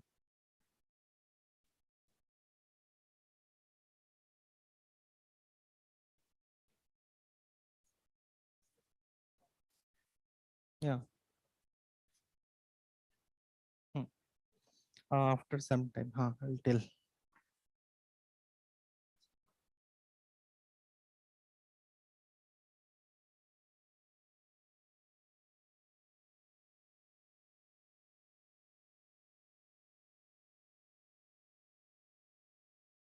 Now switch off the circle.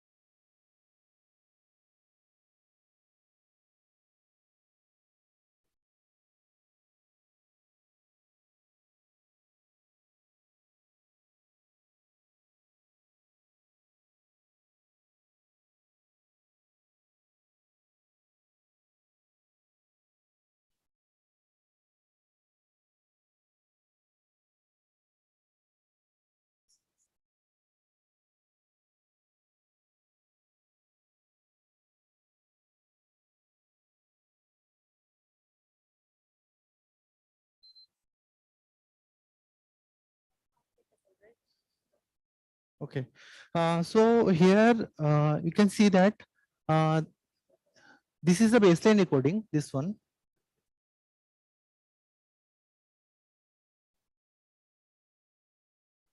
Till this point, this is a baseline recording, and after that, this part, this is a head down tilt recording. So here you can see first there will be a shift of the fluid that will ultimately cause the loading of the cardiopulmonary bioreceptors. Now first, so there is the BP first should increase, but it hasn't increased that much here. This is the systolic BP and this is the diastolic BP. Systolic BP had increased a little bit, this portion here. So here you can see this is the baseline BP 133 systolic BP. Here it has immediately after giving head down tilt, it is 142. Okay, 142. This one you can see.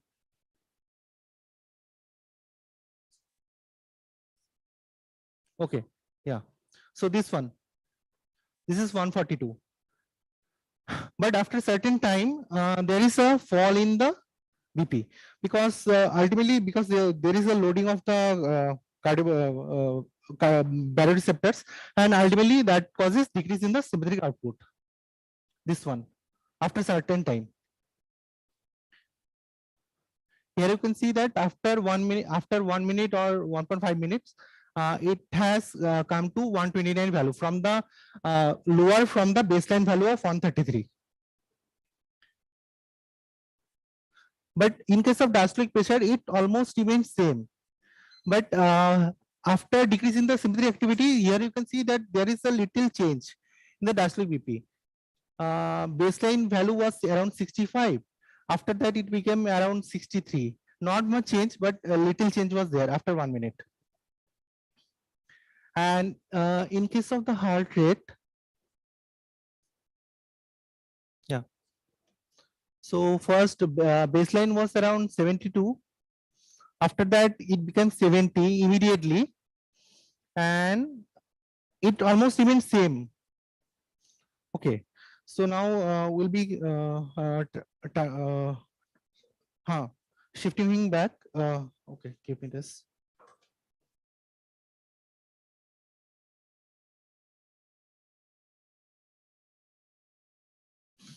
The recovery. You have to go here, here. Not that, this one here. Okay. So here what happens? This for record of the cardiopulmonary changes, we do the 6-degree head down tilt, and it has to be done for longer time to see any like permanent changes. Like if we keep on doing this for 24 to 48 hours, then there will be because of the shift of fluid from the lower part of the body to the upper part, ultimately that will cause a loss of fluid. There will be excretion, there will be loss of fluid from the body, because the upper part has taken more amount of blood than it can accommodate. Now this happens during first 24 to 48 hours. Now after that, so there is a decrease in the fluid volume, and also at microgravity, because the subject is not actively working. Like here in microgravity, there is no such challenge as during standing there will be change in the posture and the change in the fluid shift, and that will activate the bioreceptors. So that those activation is not there. That's why this the activity sensitivity of those changes, like bioreceptor bioreflex sensitivity, that decreases. So that's why when astronauts come back from space after a long time, so that's why orthostatic intolerance was seen in case of the astronauts. Now, okay. So, and in case of and to see the changes of atrophy of the muscle or loss of bone, that can be done at 0-degree head down tilt but that has to be done for longer time. Like here, main purpose is to eliminate the gravity, and but that for cardiovascular system is achieved by -6-degree head down tilt. But in case of the for unloading of the bone or the muscle, that can be done at 0-degree head down tilt, and but for longer time. Yes.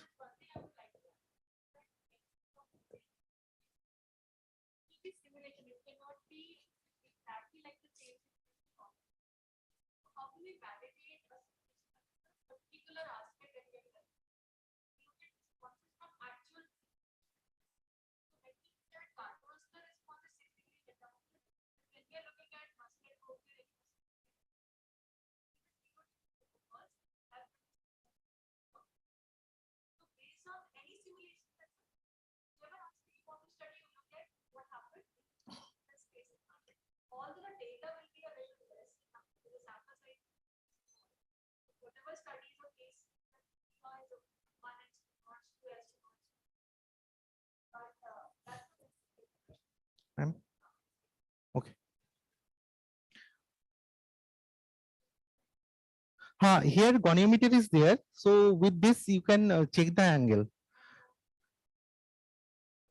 No, we should not. He should be lying at horizontally.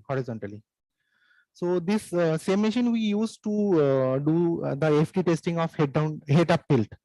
This same machine. Okay.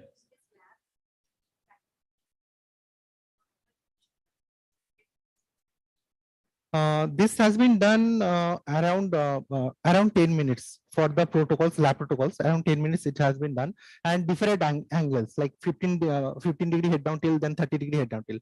But for higher degree of head down tilt, actually it becomes less comfortable for the subject. Huh.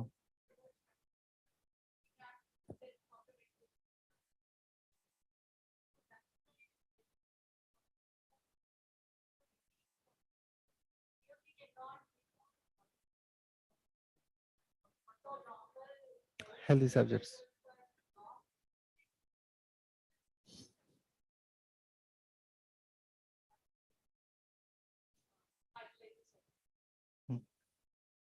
Okay. So now we'll be doing the lower body positive pressure. It is similar to head down tilt, but in that what happens, the lower body positive pressure, if we go above plus 20 millimeter mercury lower body positive pressure, what happens that there is a mechanical compression in the lower part of the body, on the muscles. That actually activates the sympathetic, the mechanoreceptors present in the muscles and activates the sympathetic system. So the changes actually deviates if we give higher lower body positive pressure. But in case of the low amount of lower body positive pressure, that the response is similar to head down tilt.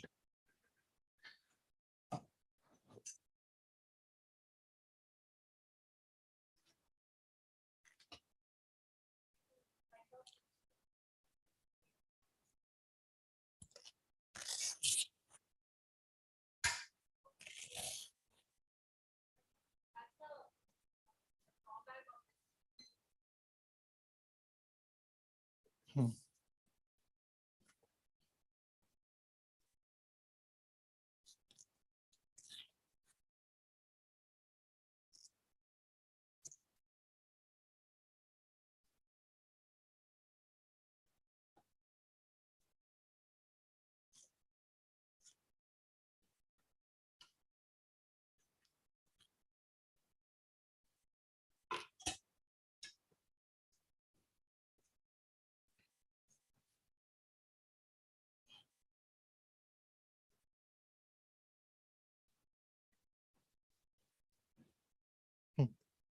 Outside.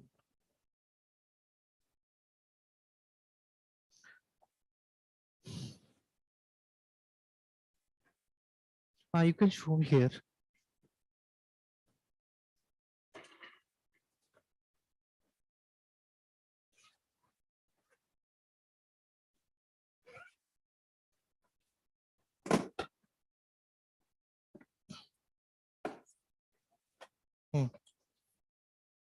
Sir आप थोड़ा उठ जाएंगे, बैठ जाइए थोड़ा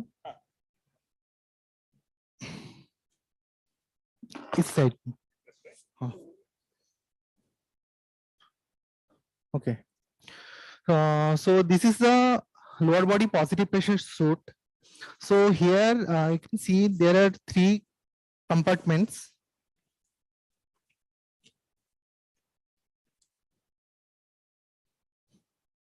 Can hold.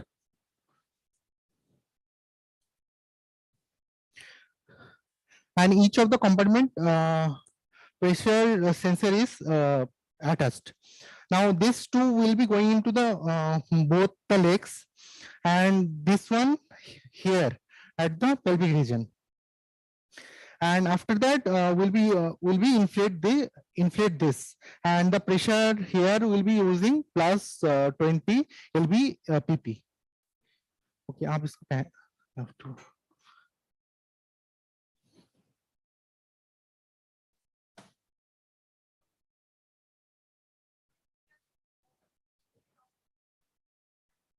This is actually right one. ये right है.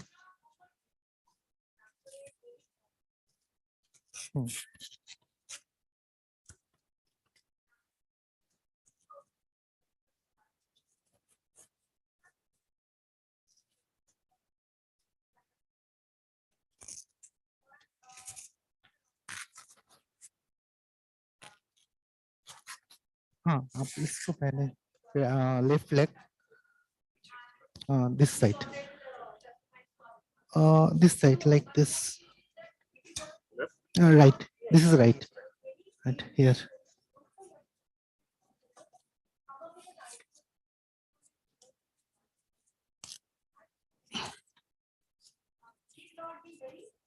Excellent.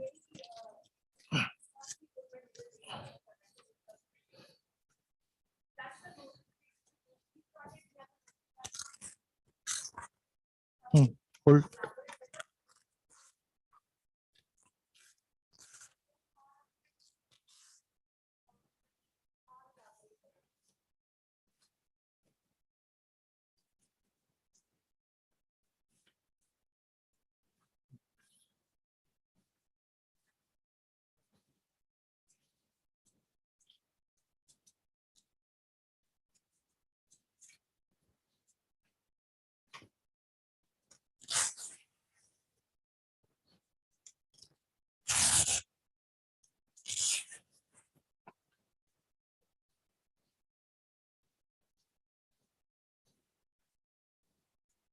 Little lower, a little lower, yes, okay. Oh, okay, okay. Sir, one second.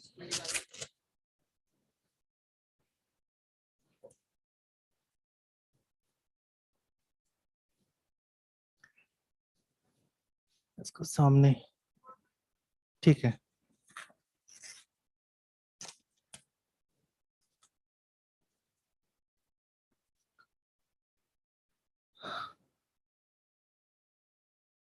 That's fine.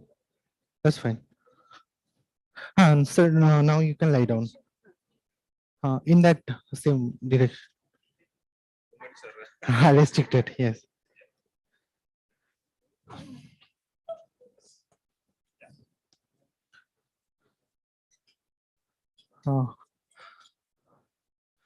Here you can see that the LBNP shoot.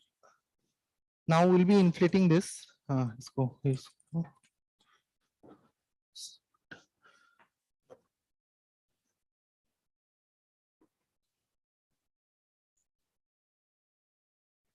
Okay, check the pressure. That's fine.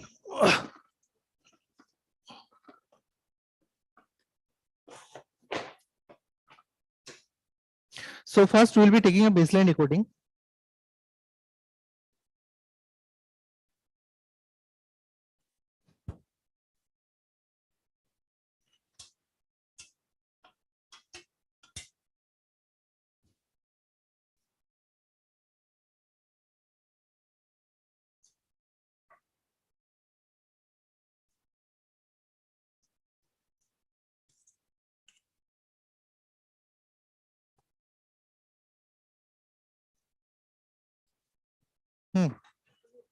हाँ ऐसे पैर में लगा सकते हैं, हाँ हो जाएगा.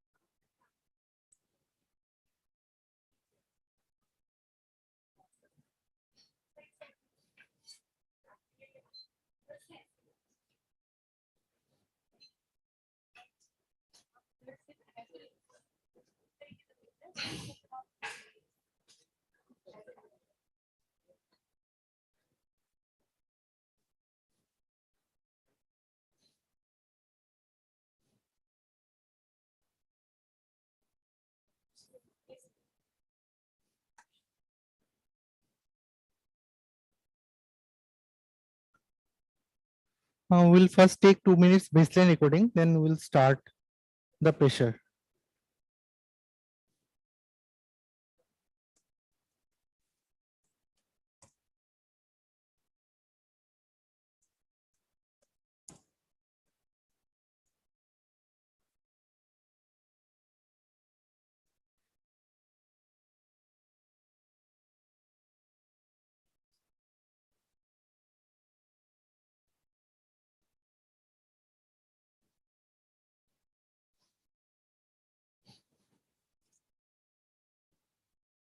So at 20 millimeter mercury LBPP, the same changes will be there in the cardiovascular system because of the shifting of the fluid from the lower compartment due to high pressure to the central compartment.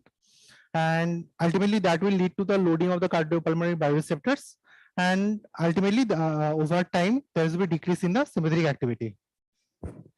But that actually changes in case of the higher pressure. But here we'll be doing the plus for 20 millimeter mercury LBPP, sorry.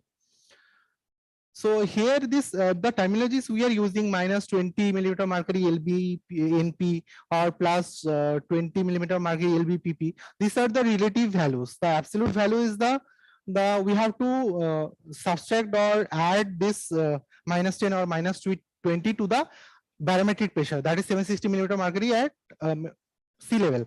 Now from that we are using minus 10 or here we'll be using plus 20 LBPP. That means we will be giving 760 plus 20, 780 millimeter mercury pressure in the lower part of the body, and in the upper part that will be 760 millimeter mercury pressure.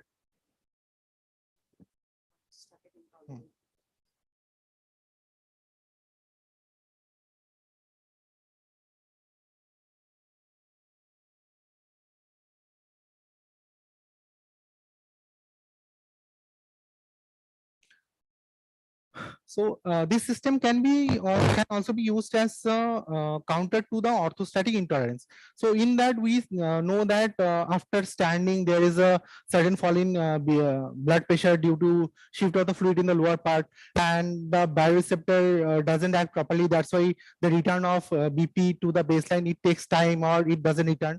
So in that situation, this can be used as a countermeasure, this LBPP suit, that will cause positive pressure in the lower part of the body and shift of the fluid in the upper part and maintenance of the blood pressure. So now we'll be starting the pressure. Yeah.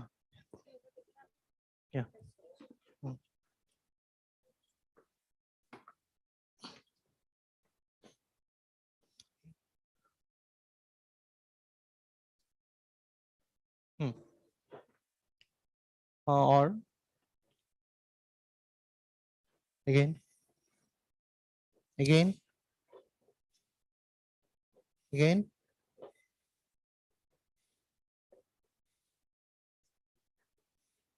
नहीं pressure आ रहा है, एक second just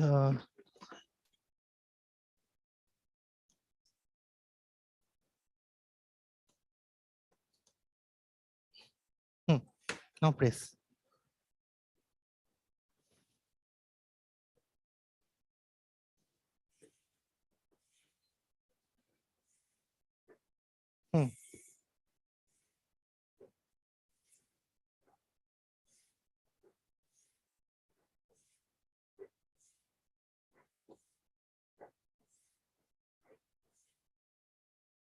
At plus 10. Oh, should be. Now the pressure is plus 10. Actually, the pressure could not be reached. The plus 20 could not be reached, so we'll be doing at plus 10. That's fine. ठीक है.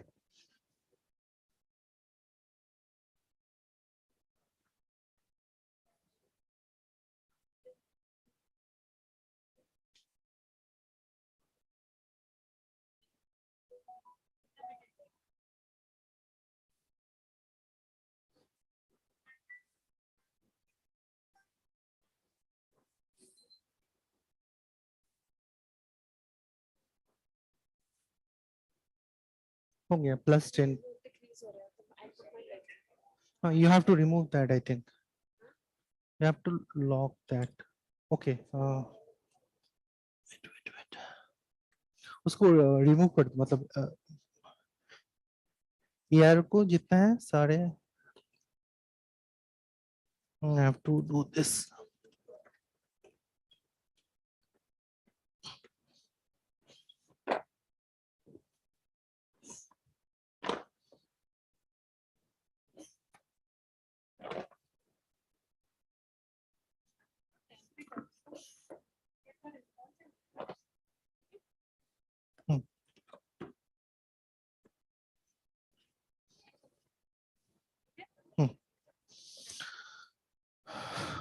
एक second.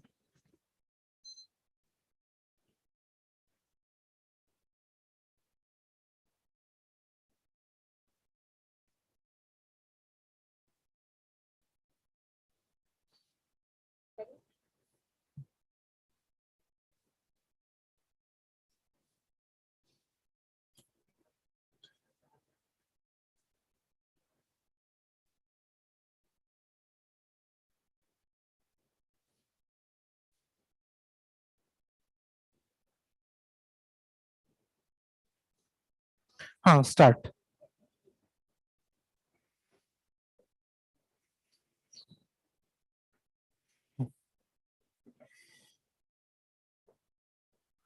हो गया? और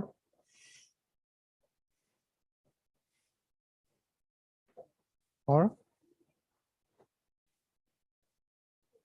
और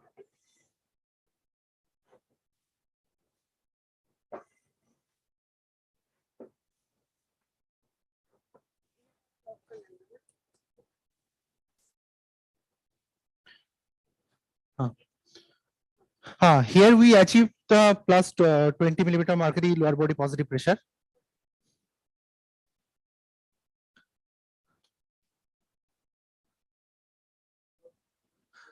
Can you just focus it here? So at this point we have given we have started the lower body positive pressure, and it took some time. So after that, at this point the LBBP was achieved. Now after that, you can see that there is immediate rise in the BP. This was the baseline BP, and there is a rise, so that you can see here. The baseline was around, the systolic BP was around 128. Immediately after giving the lower body positive pressure, it was around 140, because of there is a fluid shift in the upper direction. Okay, and can you focus here? Here you can see that the pressure was 20, and there is a, okay.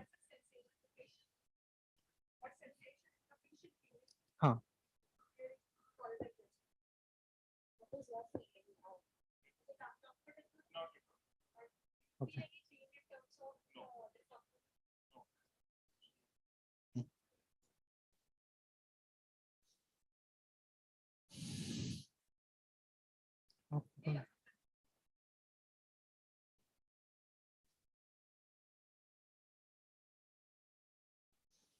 Can you focus here?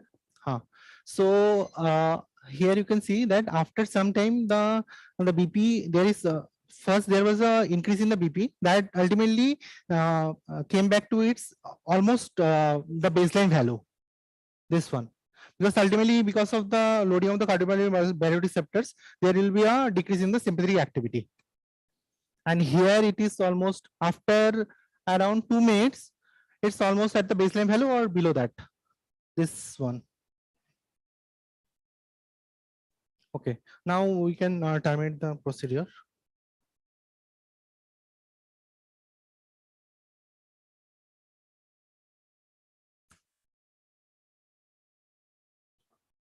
opposite में, इस side में.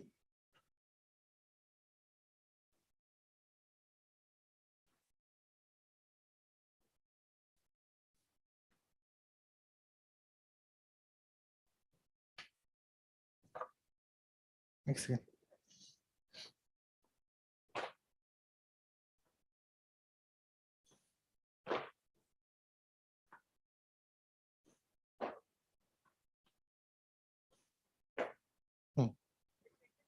deflated.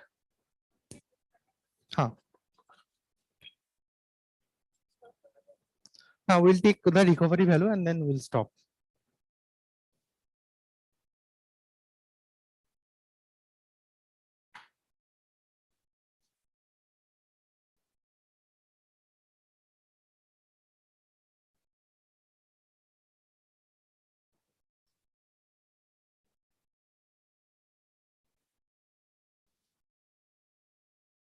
Here you can see that this is the pressure duration. Lower body positive pressure was given around this time. This is the baseline and this is the recovery. So here you can see the baseline BP was around 127, but after that immediately there is an increase in the BP and it came down around the baseline level and it maintained there. And after release of the pressure at this point, so there is an immediate fall of the BP because of the again free shift from the upper part of the body to the in the lower part. Okay. So this is about the lower body positive pressure. The head down tilt and the lower body positive pressure are used as a model to simulate the microgravity. What we previously saw, that was the lower body positive pressure, that has been used as a countermeasure to the negative pressure. Sorry, negative pressure that has been used as a countermeasure to the microgravity situation. Okay. I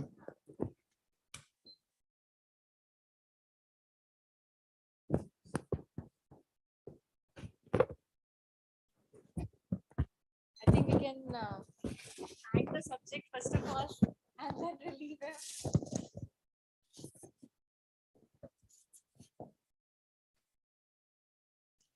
Am I audible?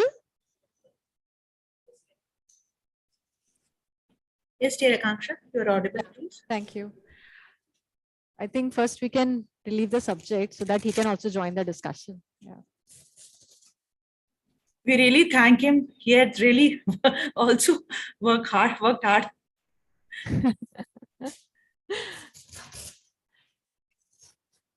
I think it was the most amount of hard work. Yes, I didn't think that he will have the same subject only, but yeah. I think he has experienced microgravity and the countermeasure, although not in the order. Yeah. Dr. Akanksha, can he share his experience? What did he feel? Yeah, exactly? sure. Thank I you think so much. let us remove the electrodes, then he can share that. Okay, thank you so much. Yeah.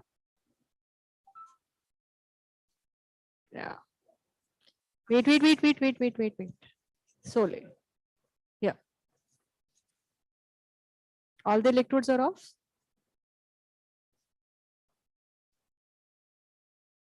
Okay. Please. Okay. You are a doctor. Excuse me, sir. What's your name? Dr. Kumar, thank you so much. And I think everybody wants to know about your experience before we move on to the discussion part. So.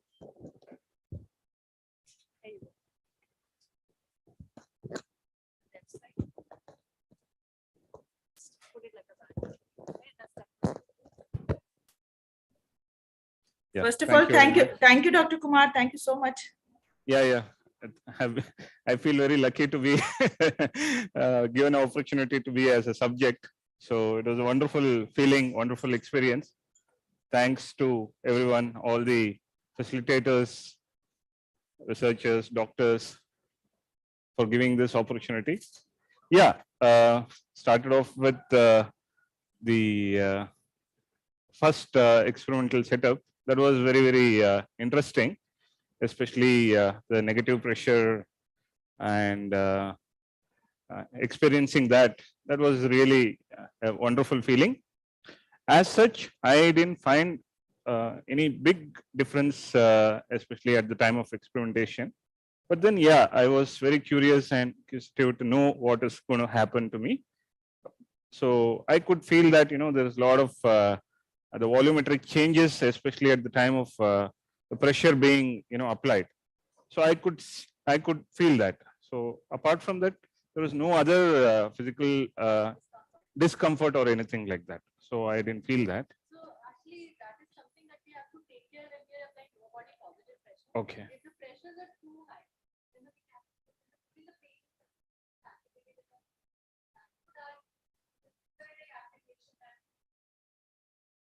is something of a limitation, low body positive pressure. But yeah, we don't need that kind of positive pressure. So in that range, it works well. Well, Did you feel any other kind of sensation as well, apart from the suction and release? Whether the oscillatory was more comfortable or the sustained was more comfortable? Because that is something which is being looked into. okay. And I was not able to differentiate between the two, not much. Because actually, that is one of the limitations, right? When we talk about sustained low body negative pressure, especially in space environment, the astronauts have to wear these suits and the heavy suits which they have to wear, and the low body negative pressure is applied for around 20-50 minutes in some certain protocols. So what has been proposed is that maybe oscillatory low body negative pressure, which is not applying sustained pressure, rather it's a suction and release, suction. That will be more comfortable in the longer run. But yeah, obviously, like one subject and there's such small Correct, division, they'll not be correct, able to do correct. that. Maybe over a period of time, it's a Yeah, long. So also the low body negative suction itself will cause certain amount of fluid shift, which is another additional aspect of spacecraft, that there are fluid changes from different compartments. The fluid moves out, and that adds to the different physiological effects in space. Right. When the pressure was being applied, I could feel that, but not after that. It's not a Minus 20 degree, I could feel the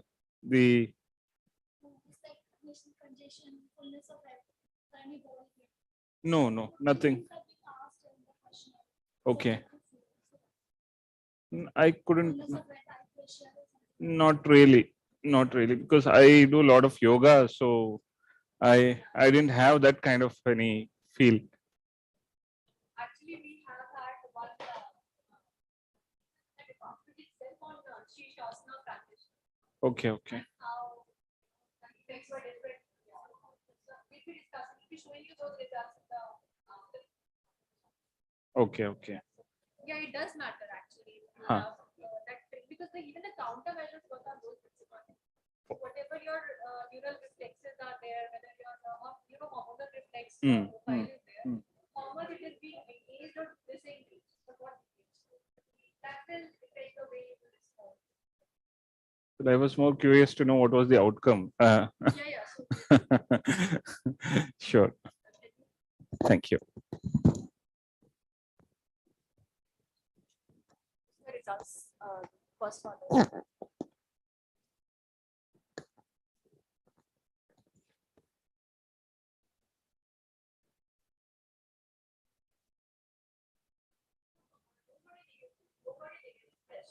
The results have to be seen in the light of the for 5 minutes, give you 10 minutes. 5 minutes.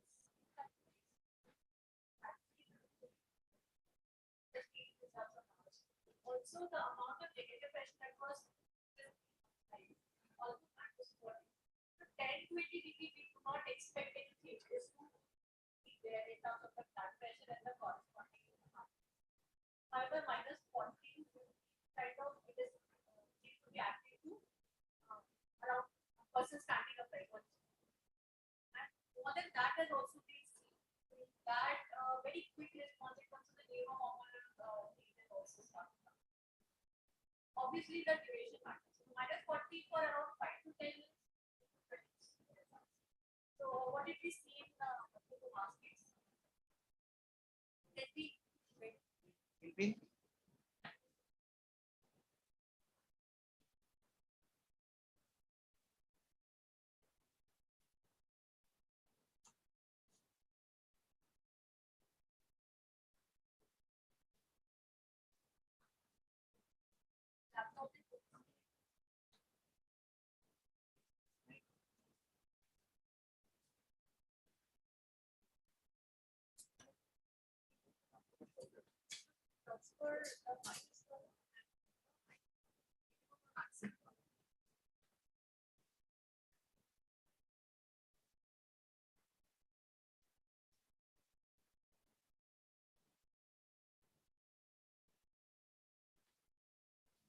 also please keep in mind there will be individual variations as well.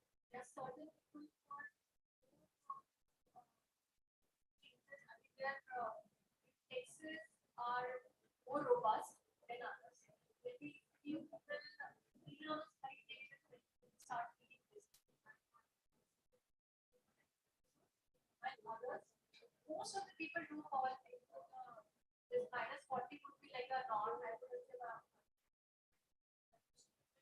You might not actually see a decrease in blood pressure, but you will see a compensating increase, which is probably related to cardiovascular rather than the its sensitivity whenever there is a simulated shift of blood from a part to the body.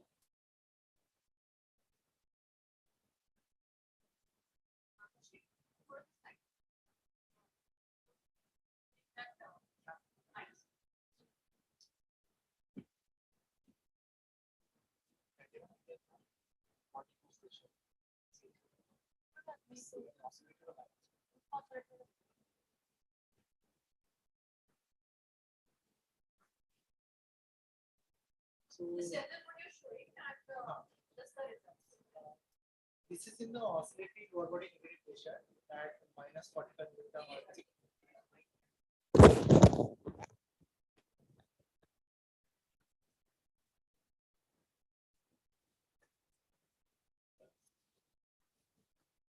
So this is at the -45 millimeter of mercury LBNP. The pressure was given in this during this duration. The pressure was given. Now previously you can see that this is a baseline value. It is around the systolic blood pressure was around 128. Now after certain time, when after 1 to 2 minutes, there is a fall in the systolic blood pressure. This is now 123. Here you can see. So this is because of that the cardiopulmonary baroreceptors, they are working due to fluid shift in the lower part of the body, and they are activated. But the fluid shift happened, the amount of fluid shift happened was much higher than the cardiopulmonary baroreceptor can manage to maintain the blood pressure. So that's why there is a fall we see in the higher pressures. Like if we go on increasing the lower body negative pressure to -70 millimeter of mercury, in that actually we see a sudden decrease in the heart rate and blood pressure, like seen in case of hemorrhage, like higher degrees of hemorrhage. So, and there is a prodrome of that.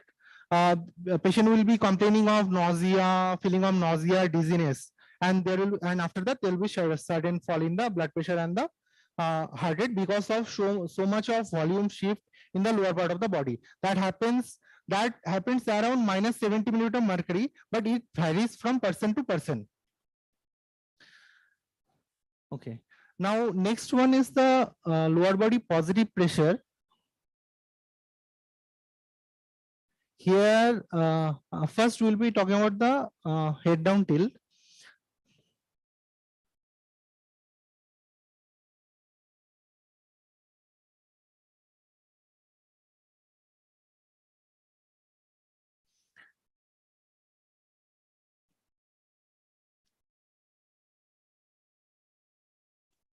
Now during this duration, the head down tilt was done, and it was 20 degree head down tilt. Now here what happens, that is exactly opposite of the lower body negative pressure, because there will be an upward shift of the fluid, and yeah, I'll show.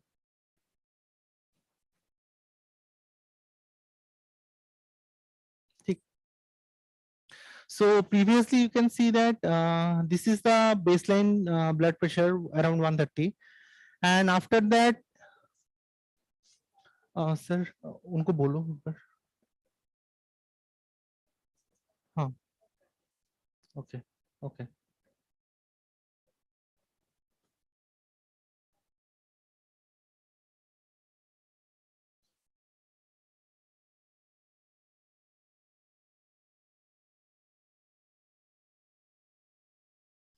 Is it visible?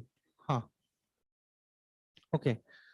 So this is the baseline, and the BP was 130. Immediately after starting off head down tilt, the BP increased, but this is due to the fluid shift in the upper part of the body that causes loading of the cardiopulmonary bioreceptors that ultimately over time decreases the blood pressure because of the decrease in the sympathetic activity.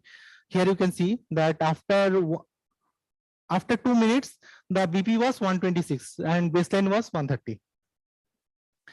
And this similar effect was found in case of lower body positive pressure, and we have done till plus 20 lbpp.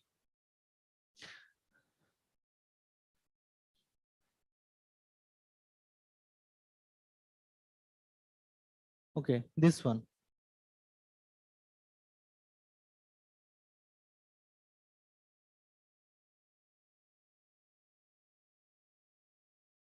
LBBP was given around this period. So here you can see this is the baseline around 128. Immediately there is a rise after giving lower body positive pressure. The BP went till 140, around 140. Now after certain time, after 1 minute, that started to coming into the baseline value. Here you can see now it is almost baseline. So the effects are similar in case of the lower body positive pressure, lower degrees of lower body positive pressure and the head down tilt. Okay.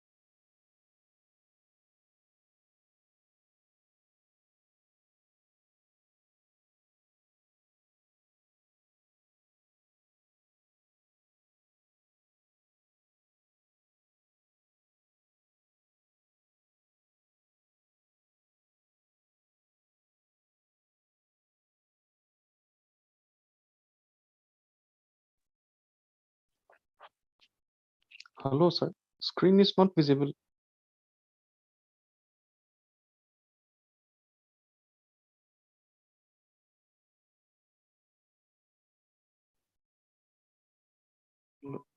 Hello. Screen is not visible, sir or ma'am.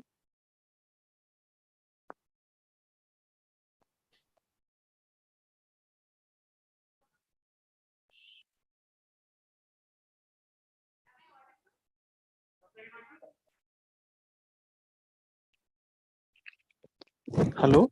Screen is not visible.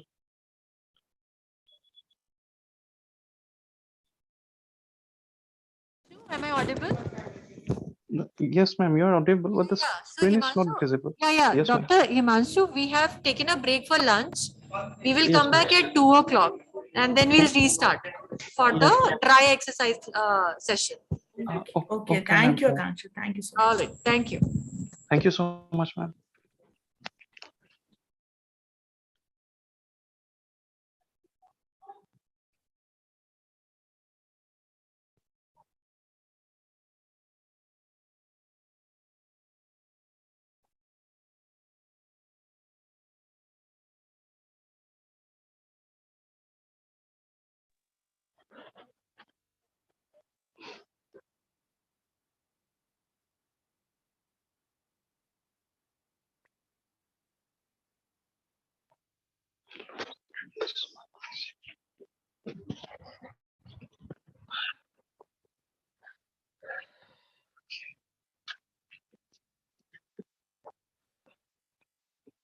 Let's see.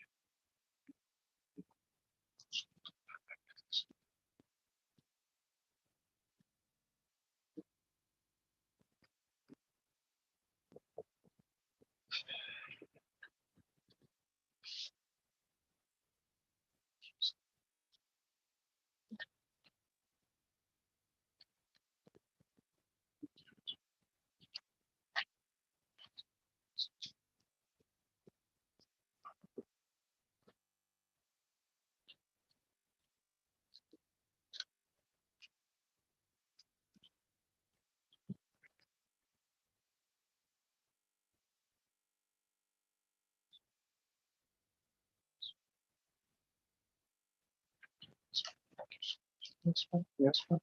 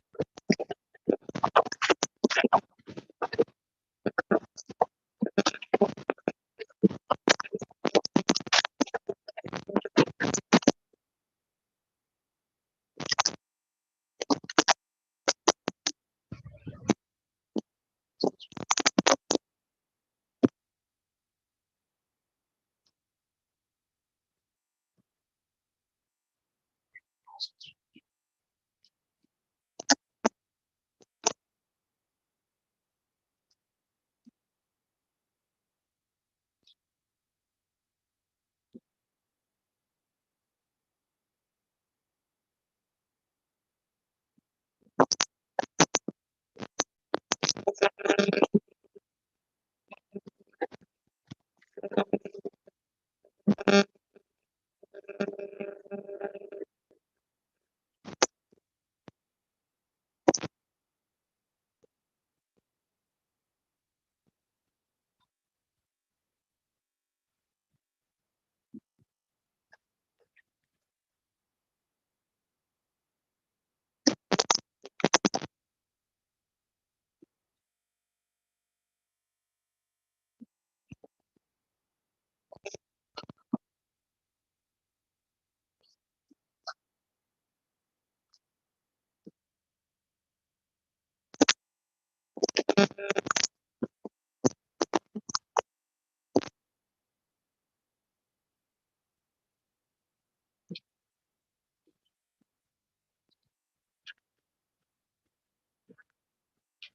no, convert it.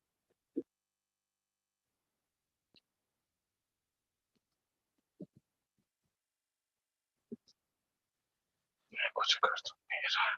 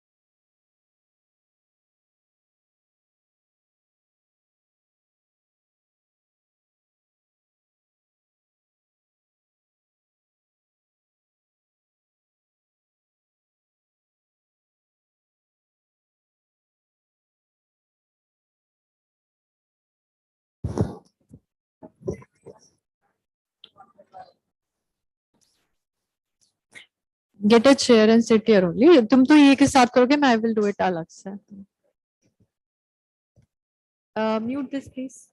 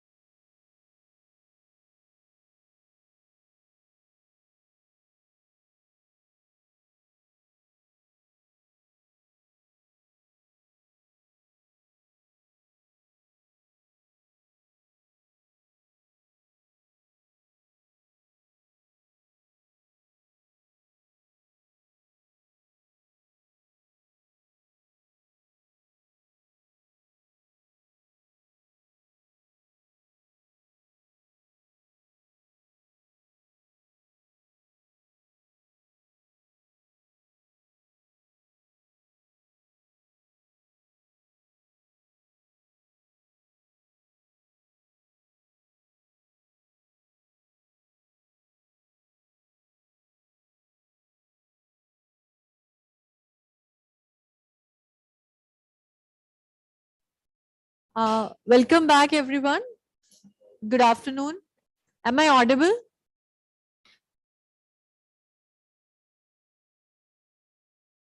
Am I audible? Yes, yes, ma'am, you are audible.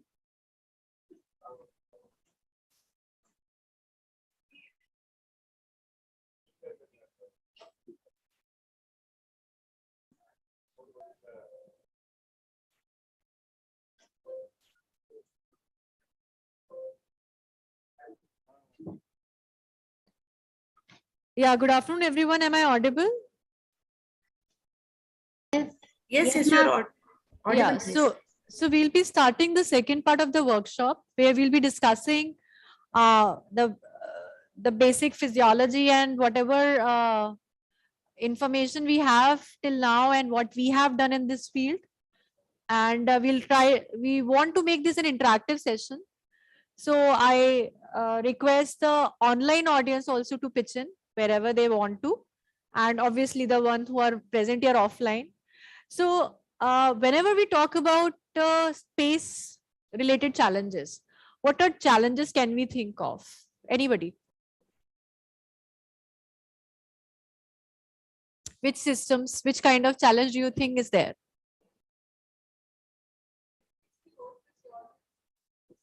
Or whole physiology, but like if we had to enumerate, for example, cardiovascular effects, the fluid shifts which are associated, and thereafter the cardiac and the vascular effects that we see. Apart from that, a few were mentioned by Dr. Deepak also in the morning. Musculoskeletal, yes, very important.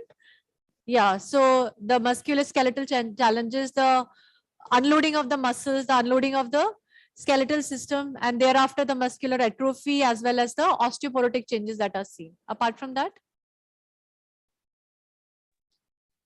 neurovestibular, very important. So actually, if you actually ask the astronauts, which we got an opportunity to interact with in one of the symposia, I think that is one of the most debilitating thing that they have to deal with. They're not even able to walk from their bed to a different room. So neurovestibular changes are again that kind of disorientation. It persists for quite some time, even post space flight. What else? Ma'am, there can be many changes. Yeah.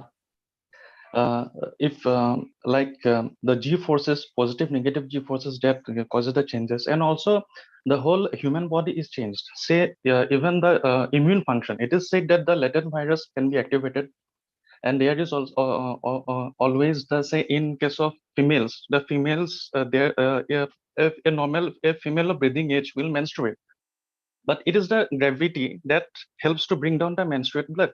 But what happens in space if there is no gravity? So the blood cannot come down. It is difficult. So it may lead to infections. And also, ma'am, there can be psychological problems also, because one has to live in isolation. So there can be some psychological aspects also. Yeah. besides fluid shifts and many more things, ma'am. Yeah, And yeah. also there can be effect of radiation, and these things Yeah. can always be there. Yes. Yeah, thank you, Dr. Gogoi. So probably Dr. Gogoi summed up very well the points which are usually missed. That is radiation effects, which we don't usually talk about because we are not working on them. But yeah, radiation effects are another very important aspect, and even psychological effects. That's because of the effect of isolation. It can lead, I mean, and the isolation and the kind of limited environment the astronauts have to be for long periods of time, that itself can lead to even such dramatic effects as hallucinations also. So all these things are there, but what we do is we look at each in isolation, and we try to uh, collate everything together and look at the full picture from that, try to infer a full picture from that. So the focus of whatever we have seen here, as well as the kind of experiments that we are doing in our laboratory, is the cardiovascular system. So cardiovascular system, the main, I think, the main triggering point or the main challenge which the cardiovascular system feels is the removal of that gravity, the challenge of gravity that we face and our body has evolved with. And with that, what happens is there is a loss of that pressure gradient that is present in normal condition, which Dr. Kaushik will show you shortly. Now with that, what all corrective mechanisms we have already in place in our body which deal with such drastic fluid shifts and volume challenges? Anybody? Apart from the neural reflexes? Yeah, so we have neural reflexes as well as a hormonal, the neurohormonal reflexes which are present in the body. They will not be reflexes as such. The neurohormonal profile, it also kind of tries to correct it. So you have these neural reflex like baroreflex and the cardiopulmonary reflex. And what does we see that we usually talk about baroreflex only, which is effectively drop in blood pressure, which is corrected by a change in heart rate, which is seen as a change in heart rate. And but in addition to that, even cardiopulmonary reflexes are actually recruited even in our daily life, even at a much shorter time scale and in a feed forward fashion, that even before dropping of the blood pressure, you will see engagement of the cardiopulmonary receptors just by sensing a slight change in the volume profile in the thoracic cavity. So these cardiopulmonary receptor, obviously, they will again lead to sympathetic activation only. So if you actually look at the kind of responses that we get, so there might be situation in which all you see is just an increase in heart rate without any appreciable change in blood pressure or a drop in blood pressure, which might be because of the cardiopulmonary reflex response. But another profile that you will see a drop in blood pressure with a change in sympathetic activity or increase in heart rate and such, which will be more indicative about the baroreflex profile. So both these will act in conjunction. Apart from that, obviously, the hormonal profile of the subject will also give you an idea whether there has been engagement of the hormonal axis or not. Now, whenever we are looking at the, whenever we try to simulate microgravity environment, especially for studying the cardiovascular effects, we want to look at the effects in terms of what happens to the corrective mechanisms, what happened to blood pressure, what happened to the heart rate, what happened to the corrective mechanism, which we quantify by either by calculating the variability or by calculating the BRS, which we have talked about earlier in autonomic function testing profile. So, and in addition to that, what is the change in the hormonal profile of the subject? So the simulation methods are, first of all, studied based on whatever is our understanding of what is happening in microgravity and validating them against actual data of whether it is the hormonal profile or whether any physiological parameters which are recorded in space environment, and seeing which simulation method simulates it the most closely. So the two simulation methods that we talked about today were head down tilt, and the other one was lower body positive pressure. In both the things, what we were trying to simulate was that headward shift of the fluids that we see in microgravity environment. But how closely can they mimic space environment will depend upon how closely the data that we get on ground by using these simulation to the actual in space data. So Dr. Kaushik will now just talk about this, then we'll talk about the countermeasure and why we actually employ them as countermeasures.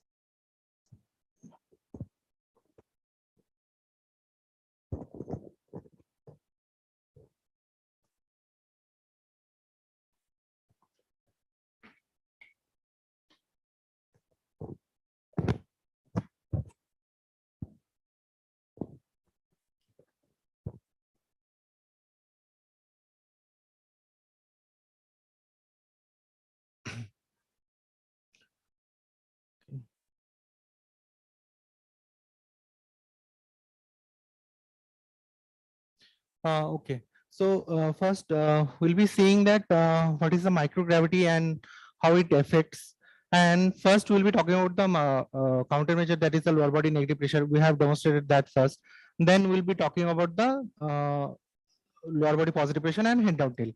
So microgravity describes the condition in which the gravitational force in the log axis of the body it's minimized. Now we normally spend our 2/3 of our lifetime in the standing or supine position. That's why this was taken as that. In the image you can see that the fluid shift were studies in this position, and to simulate the microgravity effectively on Earth, the effect of gravity has to be removed as much as possible. So in the morning, sir, Deepak sir has talked about the different methods, water immersion methods, or the head down tilt method. So in the microgravity, there is a overall pressure shift in the equalization of pressure from the upper part to the lower part of the body, and that's why there is a fluid shift in the upper part of the body. Now what happens here, that the upper part of the body is not accustomed to hold that much of volume compared to the lower part, but pressure equalizes and there is a shifting of the fluid in the upper part. Now what actually happens is that the blood in the upper part of the body, it becomes more than its capacity. So that's why there is ultimately over time there is a loss of fluid, and within 1 to 2 days that there is a decrease in the fluid volume.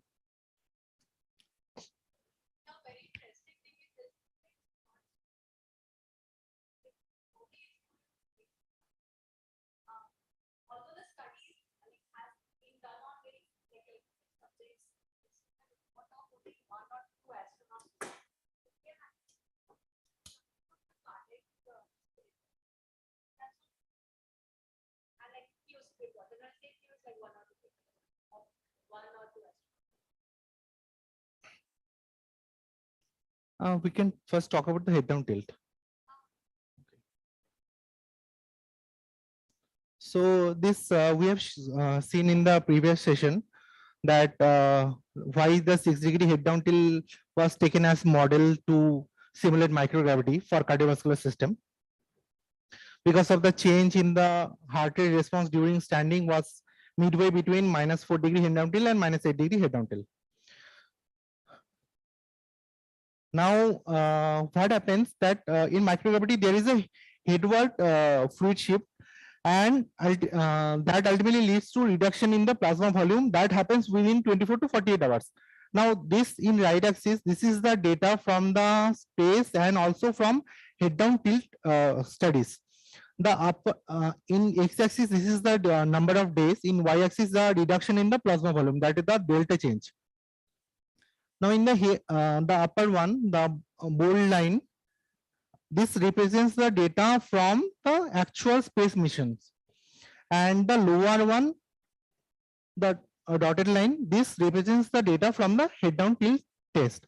Now here you can see that immediately after 1 to 2 days there is a reduction in the plasma volume, around 10% reduction, and after that there is a stabilization of that volume, means at that volume it maintains for the rest of the period in microgravity.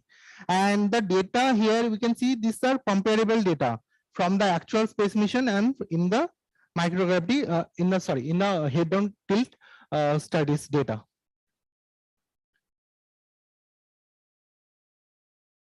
Okay, so now in cardiovascular adaptation, what happens that ultimately there is a due to decrease in the loss of due to decrease in the plasma volume, the central venous pressure decreases, and also there is a reduction in the stroke volume. So to compensate for the cardiac output and also for the BP, for cardiac output the heart rate has to increase to maintain the cardiac output, and for the to maintain the BP the total peripheral resistance has to increase. And for longer time, it has been seen that due to workload, because there is a reduction in the plasma volume, the workload of the heart also decreases. Because in on Earth, the heart has to pump the 5 liter of blood, but in space actually it decreases around 4 liter, around 4 liter or 4.5 liter. So that much of fluid is decreased, means that heart has to pump with less amount of fluid. So that's why there is a actually reduction in the ventricular mass that has been found from actual data. They have done MRI after the space mission, and they have found 14% reduction in the left ventricular mass, which were comparable to the head down tilt test data. Like in that they have found 8% reduction in the cardiac mass.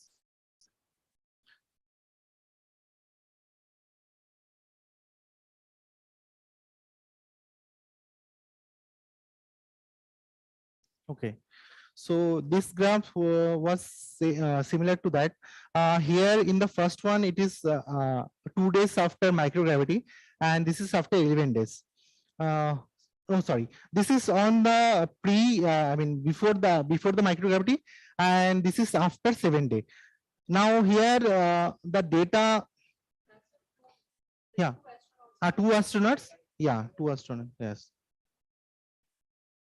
Now in the space, you can see that after exposure, there is a reduction on the CVP, and also in head out tilt test there is a reduction on the CVP. Okay. Now next, the effect on the muscle. Now the muscle and bone, mainly the weight bearing extremities, that is the lower extremity, is mainly affected because of no gravity. Now what happens that there is an atrophy of the muscles, and it has been found that it mainly affects the anti-gravity muscles like soleus, and there is also decrease in the capillary to fiber ratio in that, and due to chronic unloading, the weight bearing bones of the lower extremity, they also there is also loss of mineralization, and ultimately leads to the osteoporosis for in longer terms. Now this is no. Okay. This is Shivangi. Okay.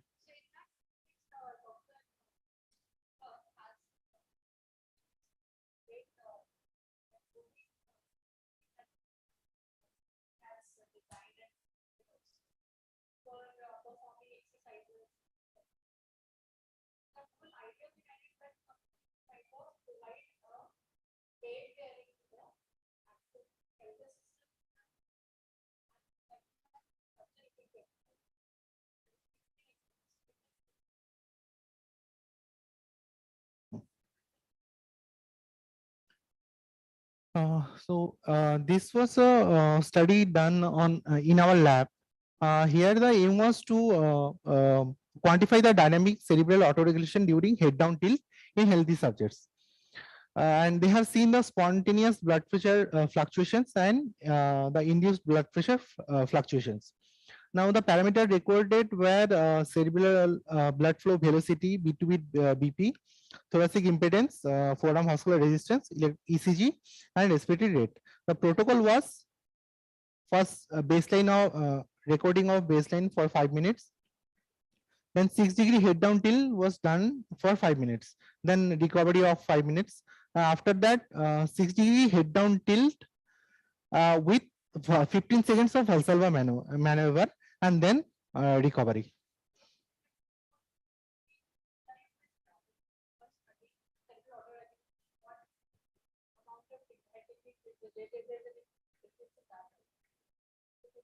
Stimulating microgravity environment and whether stable water regulation will be. So any aspect you can study utilizing this model, but obviously there will be some changes in the time period because if you're aware of what is the time duration which it takes for a parameter to get affected, that exposure time is very. Okay. So what they found was that mean pressure, mean blood pressure, and the thoracic impedance was decreased during the 6-degree head down tilt that we saw today. That ultimately after some time there is a decrease, 1 to 2 minutes, there is a decrease in the blood pressure, and the other parameters were maintained. Now this suggests that the cerebral autoregulation is maintained during the short-term exposure of the 6-degree head down tilt, even with change in the BP.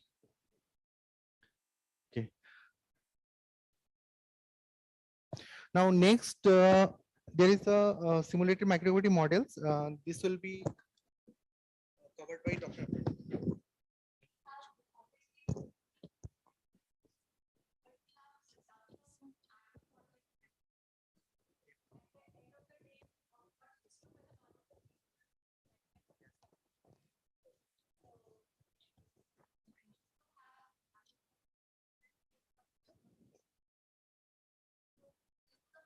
Was studied by Dr. Bhatnagar.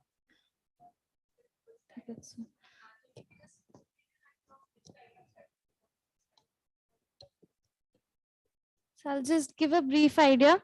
So we did literature research, and the models that we came across that were used for the microgravity simulation in animals. These are the photos of that. So tail suspension, which is the standardized model for the studies that are being done outside India. In India, not a lot of studies are being done on microgravity simulation in animals. Ours was the first study to the best of my knowledge. Then there is pelvic suspension and whole body suspension. So these were all methods which were used by different groups of scientists. So when we started our study, we had absolutely no idea because nowhere in India it was done. So first we needed a metabolic cage. We had to get that designed also. After we achieved that, then we standardized each and every method. So just briefly looking at the advantages and disadvantages of the different types. So for the tail suspension, it is the standard method. Tail suspension itself has been done by various different methods, by implanting a tail ring through the intervertebral space, by using swivels, by using adhesive tape, leucoplast, and a lot of things. But the disadvantage is that achieving that degree of skill to bring about tail suspension is it requires a lot of time also, and the rat is able to manipulate it a lot. So a lot of focus has to be there. You have to constantly monitor the rat. So the pelvic suspension, the advantages for that is over the tail suspension method was that it was easier to use, and like you can leave the rat on its own. You don't have to constantly monitor it. Although it's a little bit costlier than tail suspension because a little bit of the material used is costlier. Whole body suspension, when we presented this in the ISRO conference also, even there it was discussed that it is actually a more physiological way and it should ideally be less stressful. But then when we actually went ahead and tried to standardize it, we found that it was the most stressful and maximum amount of food and water intake loss was happening in this method. So these are some of the pictures that we took. So first we tried doing the implanted tail ring method. That turned out to be really, really stressful for the rats. And the amount of time for the suspension time that we achieved was not even ours. So we had to abandon that method. Next, we went to the plastic. We used plastic insulated wires. So first we tried by just wrapping it up. The tail, we tried to wrap it up in the plastic insulated wire so that the rat stays intact. That led to ischemia, and like the scrotum showed bluish discoloration and a lot of problems. So we tried to use a tape instead, leucoplast. In that case, the rats were able to turn back and they were pulling it and they got free. and then they chewed on the wires. Then we abandoned that idea. Next, we also tried using the fish line swivel. This is also a method that has been mentioned in the literature. In this case, the rats were able to turn back on themselves. There was so much mobility that they climbed up using each other on top of the cages. So we couldn't use this instead. Last, and then we also tried whole body suspension. For whole body suspension, we actually fashioned the sort of jacket, sort of a thing for the rats using socks or some cloth. It was possible to suspend the rats for a few days even, but it led to a huge amount of weight loss. So we did, and also it presented a lot of hygiene issues because all the urine got soaked in and it was leading to a lot of skin issues and everything. So when we did the head down tilt method, so this is just a restrainer. We got a 3D printed brace, and in which we put the rats. The issue with that was that the mobility was very severely restricted, and we could not achieve longer periods of suspension because the rats had to be taken out at least once every 24 hours for 1 or 2 hours so that they could be cleaned and the braces could be cleaned. So ultimately then we decided on the pelvic suspension method. So these are the photos. So we used this brace, which was a modification of the brace that was used by Chaudhary et al. And this is the cage that we use, which was also designed and produced here in the central workshop. So that is all about the microgravity simulation in rodents. Thank you.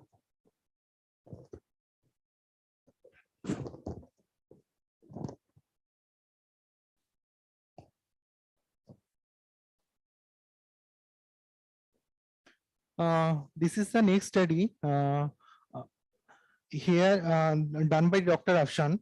Here they have studied the acute cardio autonomic responses to graded head down tilt in long-term Shishashana yoga practitioners. Here they have done head down tilt at different degrees, like 6 degree, 15 degree, and 13 degree. And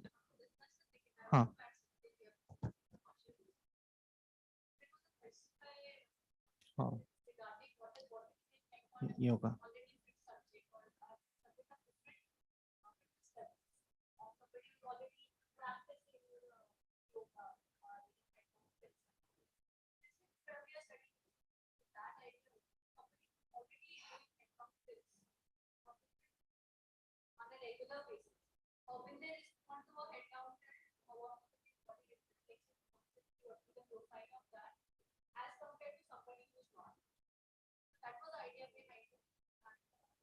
Okay.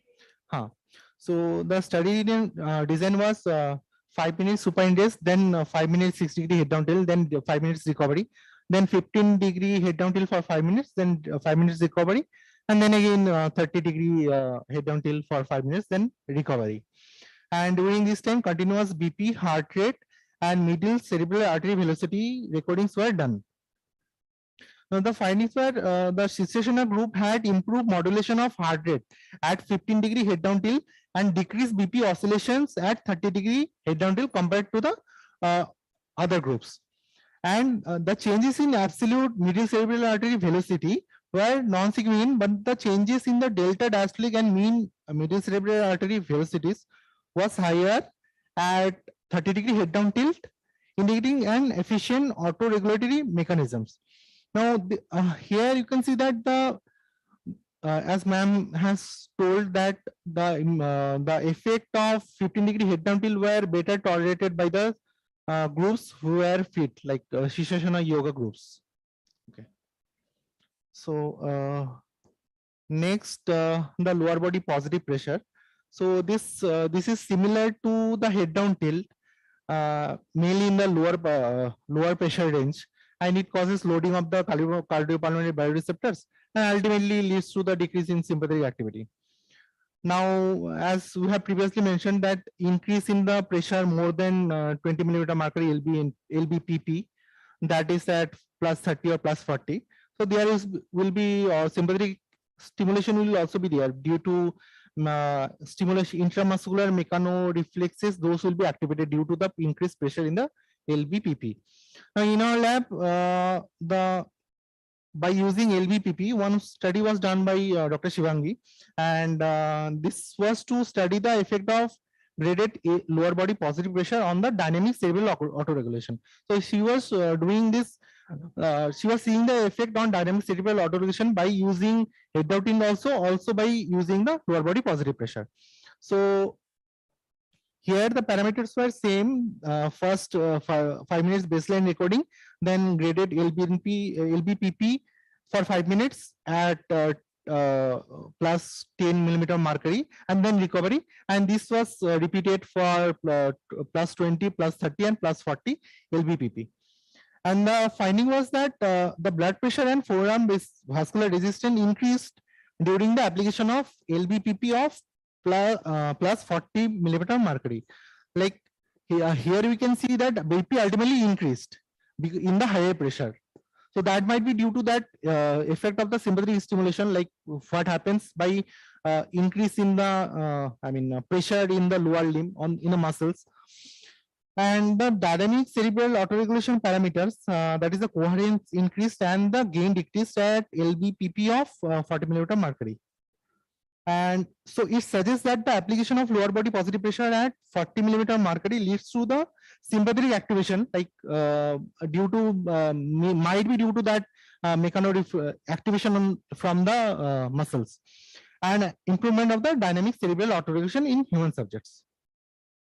Okay, so till now we have seen the effect, simulation, microgravity simulation models, the head down tilt and lower body positive pressure. Now the countermeasure, that is the lower body negative pressure.